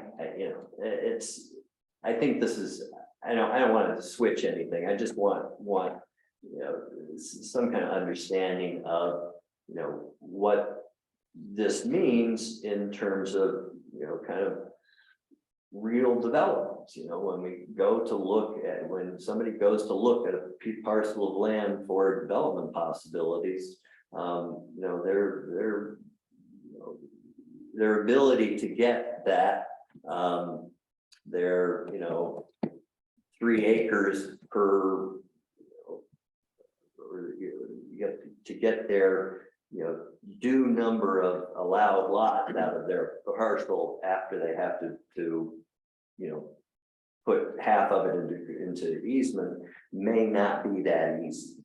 And they may end up having to, in fact, accept a lower density in order to accomplish the conservation subdivision in a reasonable way. So anyway, I was just using up space while we were trying to find documents. I don't see the document. I have a document. Okay, I'll let's just get be it. able to put it up. Yeah. Michelle, but while I'm doing that, can you let me share? Oh, sorry. That's okay. No, I guess I'm confused about this now, because I thought part of the argument against having like these 3-acre lots and all is that would make these it would be the suburbanization, of Caroline and then we ran into people saying, well, I've got 6 acres and I want to be able to put 6 lots on my 6 acres. And, now you're saying I can't do that. I need to. And yeah, Ernie, it seems like you're arguing against all that stuff. Like you're saying I guess I'm not sure what you're saying. Well, what I'm saying is that, we look at the way we're apportioning the number of lots that you can develop on any given property as I have to come in. 1 lot per 3 acres. And then you take that and you put it into a conservation subdivision. Then you have to put half of the total land into the conservation subdivision. So the remaining area that you have to work with to put your development together of your allotted number of lots enables you to only have about an acre and a half per each of those lots, which is not real generous. Is my point. But then you have all the open space that's left over, right? Have all of this open space which is left over, but if you've created a problem because people's septic systems are on top of each other and they're leaking and there's no place to replace them and everything else, you know, you've got this little environmental catastrophe going on next to your beautiful open space. Is But that that, something? that would never be allowed. I mean, the premise of any subdivision in an area that doesn't have sewer and water is that you have to meet all of the well and septic system rules from the county. The separation distances between wells, the lot lines and the amount of acreage per house that ultimately is left in a conservation subdivision. You might have some areas that are really great perk and you could get smaller lots. In some areas, you're right, you might, the soils might be really bad and it might not be able to accommodate that density. I suppose that's I suppose. In the county, you know, it doesn't happen. Yeah, no, I don't want to belabor this point. We've already made our points. I'm just, you know, kind of opening that little nut up just because we had a lull in the discussion. So let's go on. Okay. Bill? Yeah, and what I'm hearing Ernie saying, I think it's a great point, Ernie, is that in practice, even though in principle, we're not changing the number of allowed dwellings, in practice, when you actually cite them and need to meet those health department septic regulations, you might run into trouble. That's what I hear you saying. I'm just saying that I don't think that an acre is enough land in some cases. Yeah, I mean, an acre is of course what the health department sort of says, we'll design a system for you for free, right? So, but I agree with you. I mean, I understand the point you're making. It's a good point. So I think that what we need to learn about is how is septic handled for conservation subdivisions in other rural areas where this has taken place? So it's an excellent question. And, you know, I leave it to Gene whether we give that task to Nan, because it's not in my authority level, but that's something we maybe need to learn about. Yeah, it would be really interesting to see some actual examples of, you know, a 50-acre parcel that's been developed according to those, you know, those, just to look at the plats. And you know, I don't know where those are available, but if Nan knows some municipalities have these laws in place, maybe just looking at some tax maps would make things a lot clearer. I don't know. It would help. I think you would still, but then you would be also looking at the affordability, because I believe they're gonna be more expensive houses themselves. So isn't Boyceville an example of this? No, No, not really.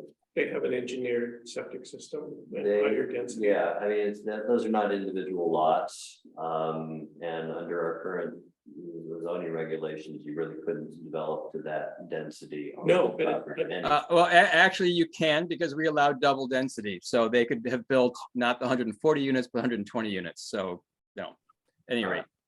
And then they share a septic system, because they're rentals, they're not individual houses.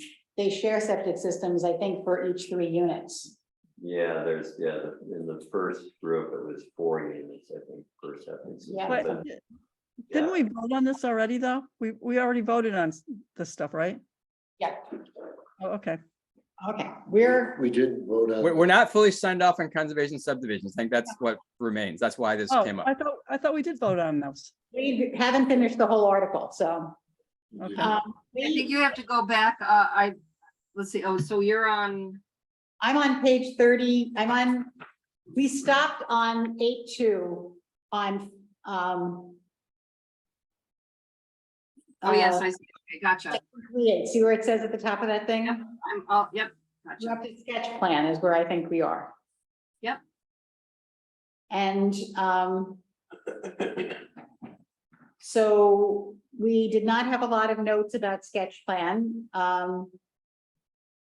Ernie had asked about rationale for this, but I'm not quite sure what this You have was. to I don't think it was click that. on that. Building set, there was the thing we talked about beforehand. Oh, right. Building setbacks from cropland or pasture land shall be 100 feet. The setback from barnyards, housing livestock shall be 300 feet.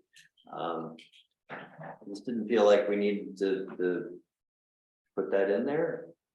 I will try to talk to the ag committee. Basically, the last thing I heard from John was they don't feel capable at this time of telling us what they think. Remember, this is just within the conservation subdivision section. This is not everything. This is just for a major subdivision.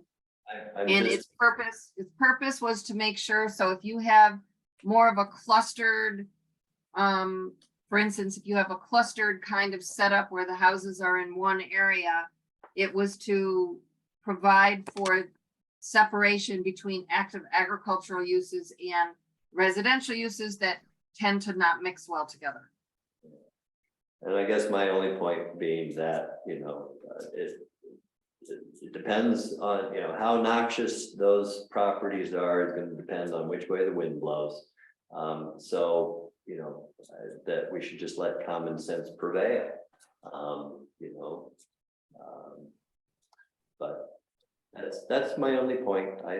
Yeah. I can live with this. Okay, Yeah, and so this discussion we did have last time, the other thing we decided was to talk to the ag committee. I guess we're now learning is they're not going to opine on this now. So.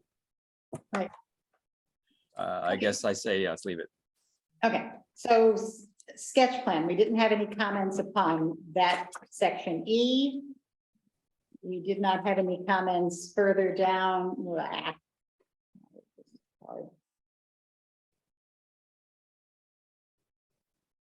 Scroll down.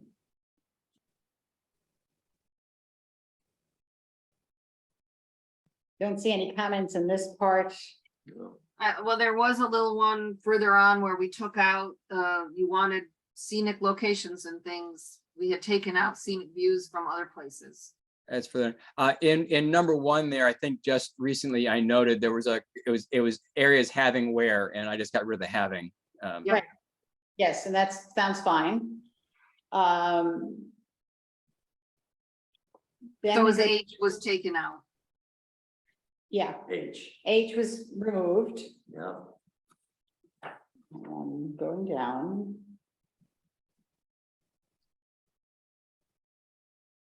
And there was on, wait a second, you missed one. Go back up.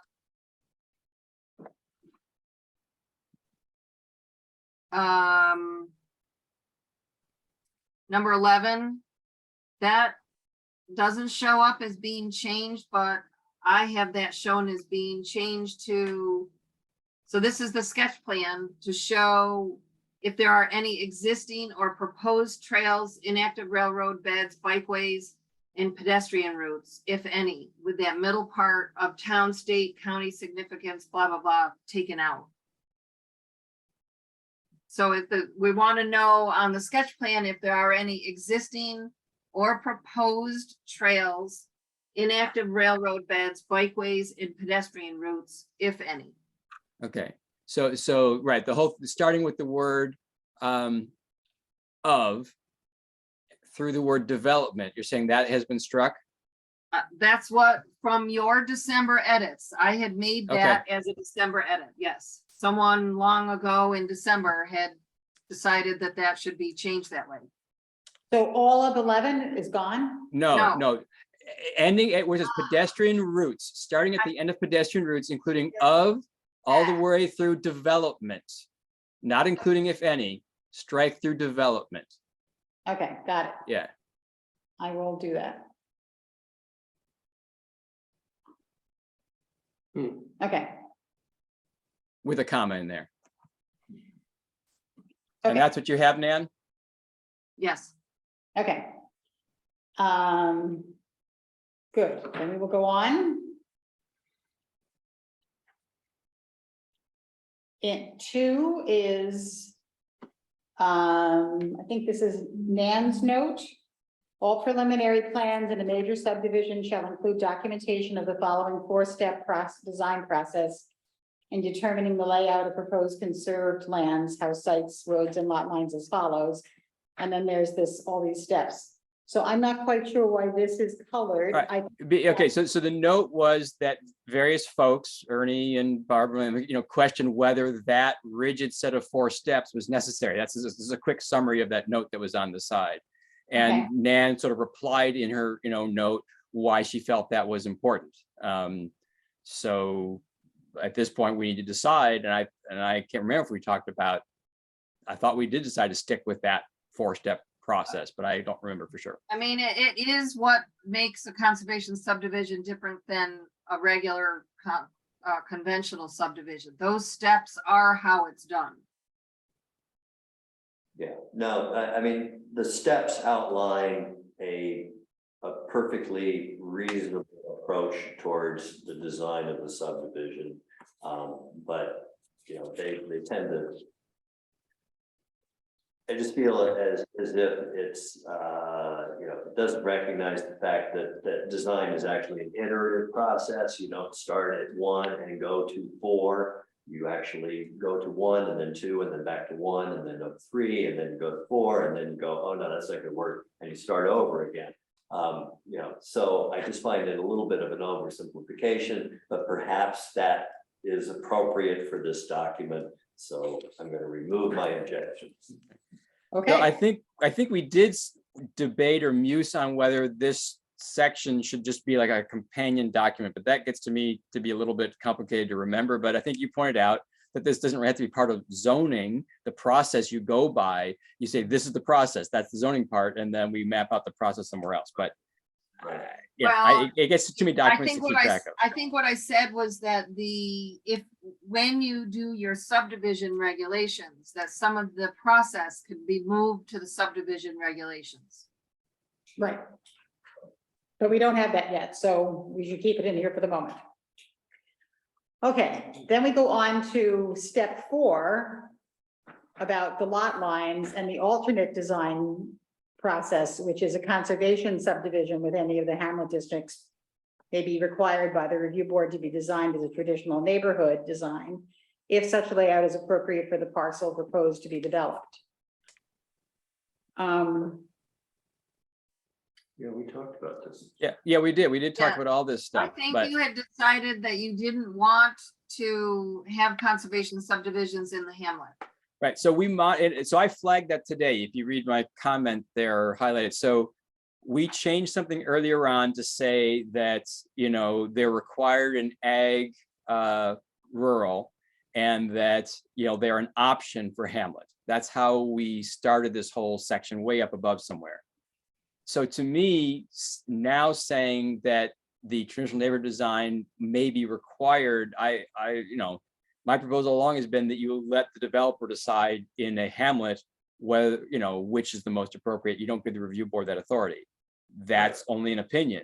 It is possible that indeed we still want the review board to specify which they have to do, but I'm proposing that we not require it, allow the review board to require TND, but just let the developer choose. So, do you think we should get rid of this entire section 3, or that we get rid of the word required and say maybe suggest, or maybe just designed as a traditional neighborhood? I think, flying off just quickly here, you could strike the first sentence, which starts with a conservation subdivision all the way through open space design. That's one possible thought. Let's Then do- it just said, if so we what did- does that look like? And we just made that the color green at the moment. Be something along the lines of, in the hamlets, an alternative, the alternative design process is only available in the hamlets, correct? Or can this happen anywhere? No, well, I think we were thinking of only the hamlets. Does everyone else on the zoning commission agree? Yes. For those subdivisions designed to be a TND, the design process shall be a variation. However, a traditional streetscape. So. Well, if you want it just to be a voluntary, you could just say in the hamlets, an alternative design process Is allowed. is allowed, right, is Right, allowed yeah. as a traditional neighborhood development, and then go Right. on to describe it. Because that is implicit in how we wrote the first part of this section, but it's not explicit. This makes it explicit. You know, again, it says in the hamlets, you can use a conservation subdivision, that which of course implies that you could also do something different. And now we're specifying to something different.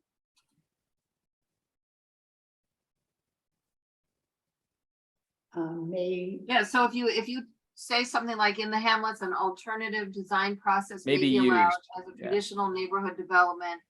Cross off the next sentence that starts with for those subdivisions. And then the rest of it describes the process for a traditional neighborhood development. So we would be getting rid of everything that's in green and keeping the rest. Or green or brown, or whatever that is. So the highlighted things are getting rid of. Does that make sense? Yeah, I think this reads fine. Okay, in that case, I am going to get rid of those. But Gene, I'm the only one that said that. But we, agree, Bill. We I- all- Okay, good. I heard a disturbance in the force. Yeah, we're agreeing with you, Bill. Did you hear them? I heard them too. You can't control my computer tonight. I have had no So, sleep 3 days. For though I see on the Google Doc, which I haven't looked at since our last meeting, I see that I guess I have to go back and make sure some of those other like July edits are incorporated. I've made a Yeah. note just to make sure that because we Okay. met, I don't know if we went through all of those because we met, what, on August 16th, I think the last time. Yes. Yeah. So I don't know. I just want to make sure that we've adequately addressed those other ones that are the July comments. I will make sure, I will read them tomorrow when I hope that I will have had more sleep.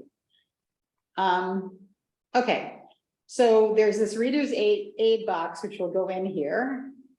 And then there's the site design criteria. Which, So what's the comment attached to site design criteria? it says, Ernie suggested the illustration is not realistic and hard to read. I agree, it is hard to read. I suggest Right. taking this and having an additional guide to conservation subdivision, et cetera. So And that's then- for the comment before this one. So what's number 8? What's that comment? Let's see. For site design criteria, Yeah, click on that. One other thing to think about is that if you keep the conservation subdivision in, and this entire section guides what you get, if you update the subdivision law, much of the conservation subdivision language on methodology and site design criteria could go into an updated subdivision law. yeah. So Right. these are the process type things that could go into the subdivision law. Until you do that, you should have it all here to guide the whole process. Right. So that's, and then for, So the next thing is just the order, there's all these, there's a list that follows this. Right. At the top, it says, these are listed in the order of significance, and so, there was some questions about, the order. And so Bill and I were suggesting that 4 and 5 be moved to become number 1 and 2. so that they would become 1 and 2. Yeah, You grab Yeah, yeah. It's okay. I got the other thing at home. I've got it all printed out, thank the good Lord. And 1, 2, and What 3. is this? I Well, just got that was kind lost. of a question of, I mean, there was. Yeah, so they get pushed down is what I was suggesting, but I don't, it's up to everyone to Oh, decide. You mean less significant? Right, Yes, well, 1 and 2 become the most important. They were 4 and 5. I suggested Right, pulling them as okay. 1 and 2, and then what were 1, 2, and 3 become 3, 4, and 5. 3 and 4, gotcha. Yep, Right. okay, gotcha. yeah, I have it too, and I will make the note and do it because it makes a lot of sense. Um, Okay, Bruce had a comment on 7. I am having a hard time getting there.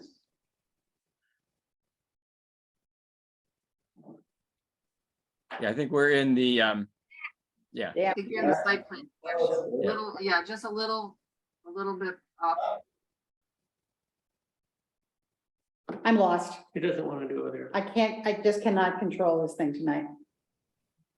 Do you, yeah. Okay. Oh, yeah, now we're, I mean, I can put my version up. It's not, Put your version up, because I'm going to just stop sharing this because I am having a dreadful time with my finger. So, we're only going to do this for about 3 more minutes because I want to discuss right, September. okay. I didn't look at the time. So this was number 7. Bruce said this needs to be discussed. I think he was concerned about, again, scenic views. And my comment in return was this was not looking at like scenic view sheds from a road, but the creating a lot layout that preserves an opportunity for the new houses within the subdivision to have scenic views. Wait, hold on, let me read this again. Right, so sorry, forget what I just said. That was another one. This one is really to develop a conservation subdivision with looking at the impacts of the placement of those houses from a public thoroughfare. Right. So, I don't know whether this is important for you to keep in or not. I mean, I think it's an important design element that is usually considered in major subdivisions, but if you don't want to, then that's fine. I have to read it again. Yes, I mean, I would normally, take all this aesthetic stuff out, leave the environmental stuff in, but barring that, I would move all the environmental considerations to the top of the list and all of the aesthetic considerations to the bottom of the list. And Yeah. kind of use that, so, I mean, it's just, as anyone who has designed a subdivision is aware, it is impossible to meet all of these requirements. It just isn't possible in any design to make every view perfect, to make every ugly thing disappear, to make, every, house smell great because it's not next to the farm. So having this language in there doesn't necessarily bother me unless it empowers the review board to just nix the project entirely because they can't satisfy some. Well, it doesn't say avoided, it says shall be minimized, so I think that softens it a little bit. I'm generally not objecting to this wholesale. I just think that, we need to be careful of the words of shall and should. Just needs to be vetted. And I think, I've gone through this and I put in my notes where I thought things should change. Yep. Yeah, and like I said, I just said that, we could suggest this, but when you get into like the sentence of that, where the layout shall leave scenic views and vistas unblocked or uninterrupted, particularly as seen from public Right, thoroughfares. right. So it should say should Yeah, instead of shall. Okay, I'm gonna make that And note. I think that, right. Thanks. then we should. I make that note about number 7 becoming shoulds. When we read this again at the end of the day, Yep, go and take all of those shoulds. okay, Shall and Barb had their hands up, but they took them down, so that must be I what they wanted to s- say. okay, so I see Bill. Yeah, so, and I'm just gonna know, I mean, and maybe we're moving on now anyway, but, you know, I don't remember now, but I know that I had some other suggestions of reordering in that list that we can't see now because we don't have the Google Doc, so it might be good to, you know, I given will look that at it's, We'll talk about reordering this 10 list. 10 should- right. And discuss as a group, so this may be a good place to stop and move on to the other stuff you want to do.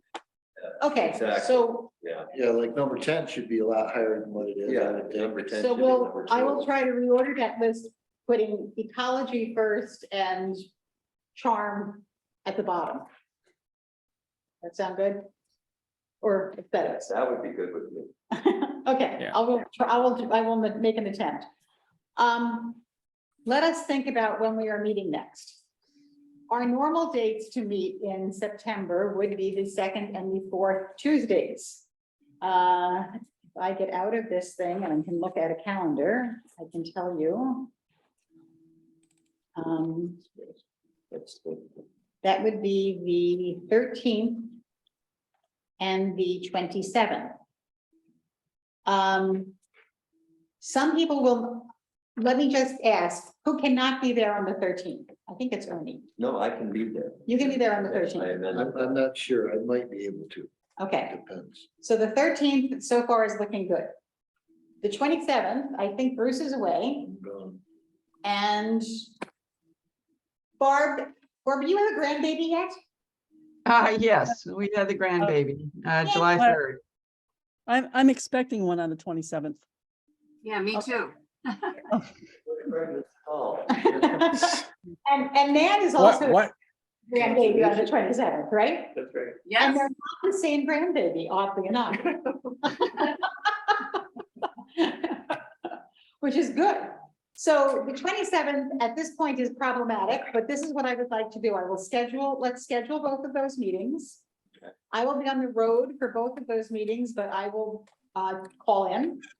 And even though one of those times I will be in Newfoundland, which is, as you know, a half an hour off, Oh, God, just to be as confusing as humanly possible, right? So, That's crazy. and if we indeed can't have, 3 people there on the 27th, that would be we just can't have a meeting. We'll figure it out as we get there. But as so of now, not the 20th though, because for some reason I have the 20th also on my calendar for. we did, I asked everybody about all of those. Okay, okay. So, I know the 6th doesn't work. So let's do and maybe that was because you knew that the 27th might have been problematic. So let me, how about this? I schedule meetings for the 13th, the 20th, and the 27th. And as we get closer, we figure out if we're gonna do the 20th or the 27th. Does that make sense? yes. Okay, I will do that, and I will ask Mike to put them up as the 20th and the 27th as tentative, and we'll just figure it out. I mean, we can always cancel one, right? We don't have to put them up as tentative, we'll just put them up. Okay, that sounds great. Good, I think we got through a lot tonight. My goal is by the end of today's Tuesday, by Thursday, to have gone through the Google Doc, made it the way I think it should be, compare that with Nan's Word document, and get that out to people. So that the Word document is where we're going from then. And everyone can read Article 6 and then make and say they love it. That would be very nice. And then I will do up through where we are on through Article 7 and see that too. Michelle? So I'm confused. So the Word document is what we're working from, or the Google document? Work on the Google Doc. We gotta work. We're gonna work on the Yeah, the Google Doc. Google Doc is what we're working from, and I'm making sure that's all memorialized as well in the Word doc. Right. Okay, because Jean, you just said that we were working from the Word doc. As I told you, I am, Okay, I am operating on no sleep for like 72 hours, Yeah, so. sorry, okay, sorry. So, because I've got the Google Doc, bookmarked and everything, and the Word doc, it's just, I So- can't have too many versions. It's just confusing. Is it okay with you if I actually update the Google Doc, getting rid of the things that we cross out? Yeah, yeah. Okay. Yeah. So that Yeah. will become legible. Okay, that sounds good. And I was about to advise just that at least in, and I think Tim's trying to raise his hand too, but at least in the section that we sort of just signed off on, which I guess is Article 5, Yes, we should maybe resolve a bunch of stuff. yes. And then I don't know how to, is like, Barb went through and made certain changes to make the Google Doc look like the Word document. And so there's all these things like Barb changed a 4 to a D and a 5 to an E. And I think if there's a way to make that disappear, that would be great. Don't worry about the format numbers. We'll fix, when it's all done, we'll go back and make sure those are all in the right sequence. Oh, I agree. It's just, it's distracting in the Google document. That's what I mean. So if Yes, there's a it's way very to resolve that. I can resolve those. That's something I actually know how to do in Google. I know. Well, let me ask you one question, just moving forward. Is there anything that you're going to need to show the public the changes between version 1 and the version that moves forward to the, or are you just moving forward, when you're ready and you submit your report to the town board, the clean version of the proposed zoning will be just clean with no red lines, showing the journey from version 1 to version 2? Right, okay. I thought that. I definitely propose that we do not produce a red line version. The zoning, the planning board made the same decision with the comp plan because it is, yeah, at any rate, it's less confusing and you don't get into, well, why'd you change the to and so I think that's what I would vote for. Me too. Me too. Okay, good. Thank you. Tomorrow is August 31st. Still August. I know. How can this be? And then it's September 1st. However, I don't believe it's fall. I don't go with meteorological fall. I'm going with astronomical fall, right? Good. So I know that when the students come back, it's actually fall, but I'm not buying that. All it means is that you have to be careful on one-way streets in case they run into you. I am not going to a back to school sale. Okay, thank you, everyone. I will see you on September 13th. Yes. Okay. Ta. Friday, Night. All right. Tuesday.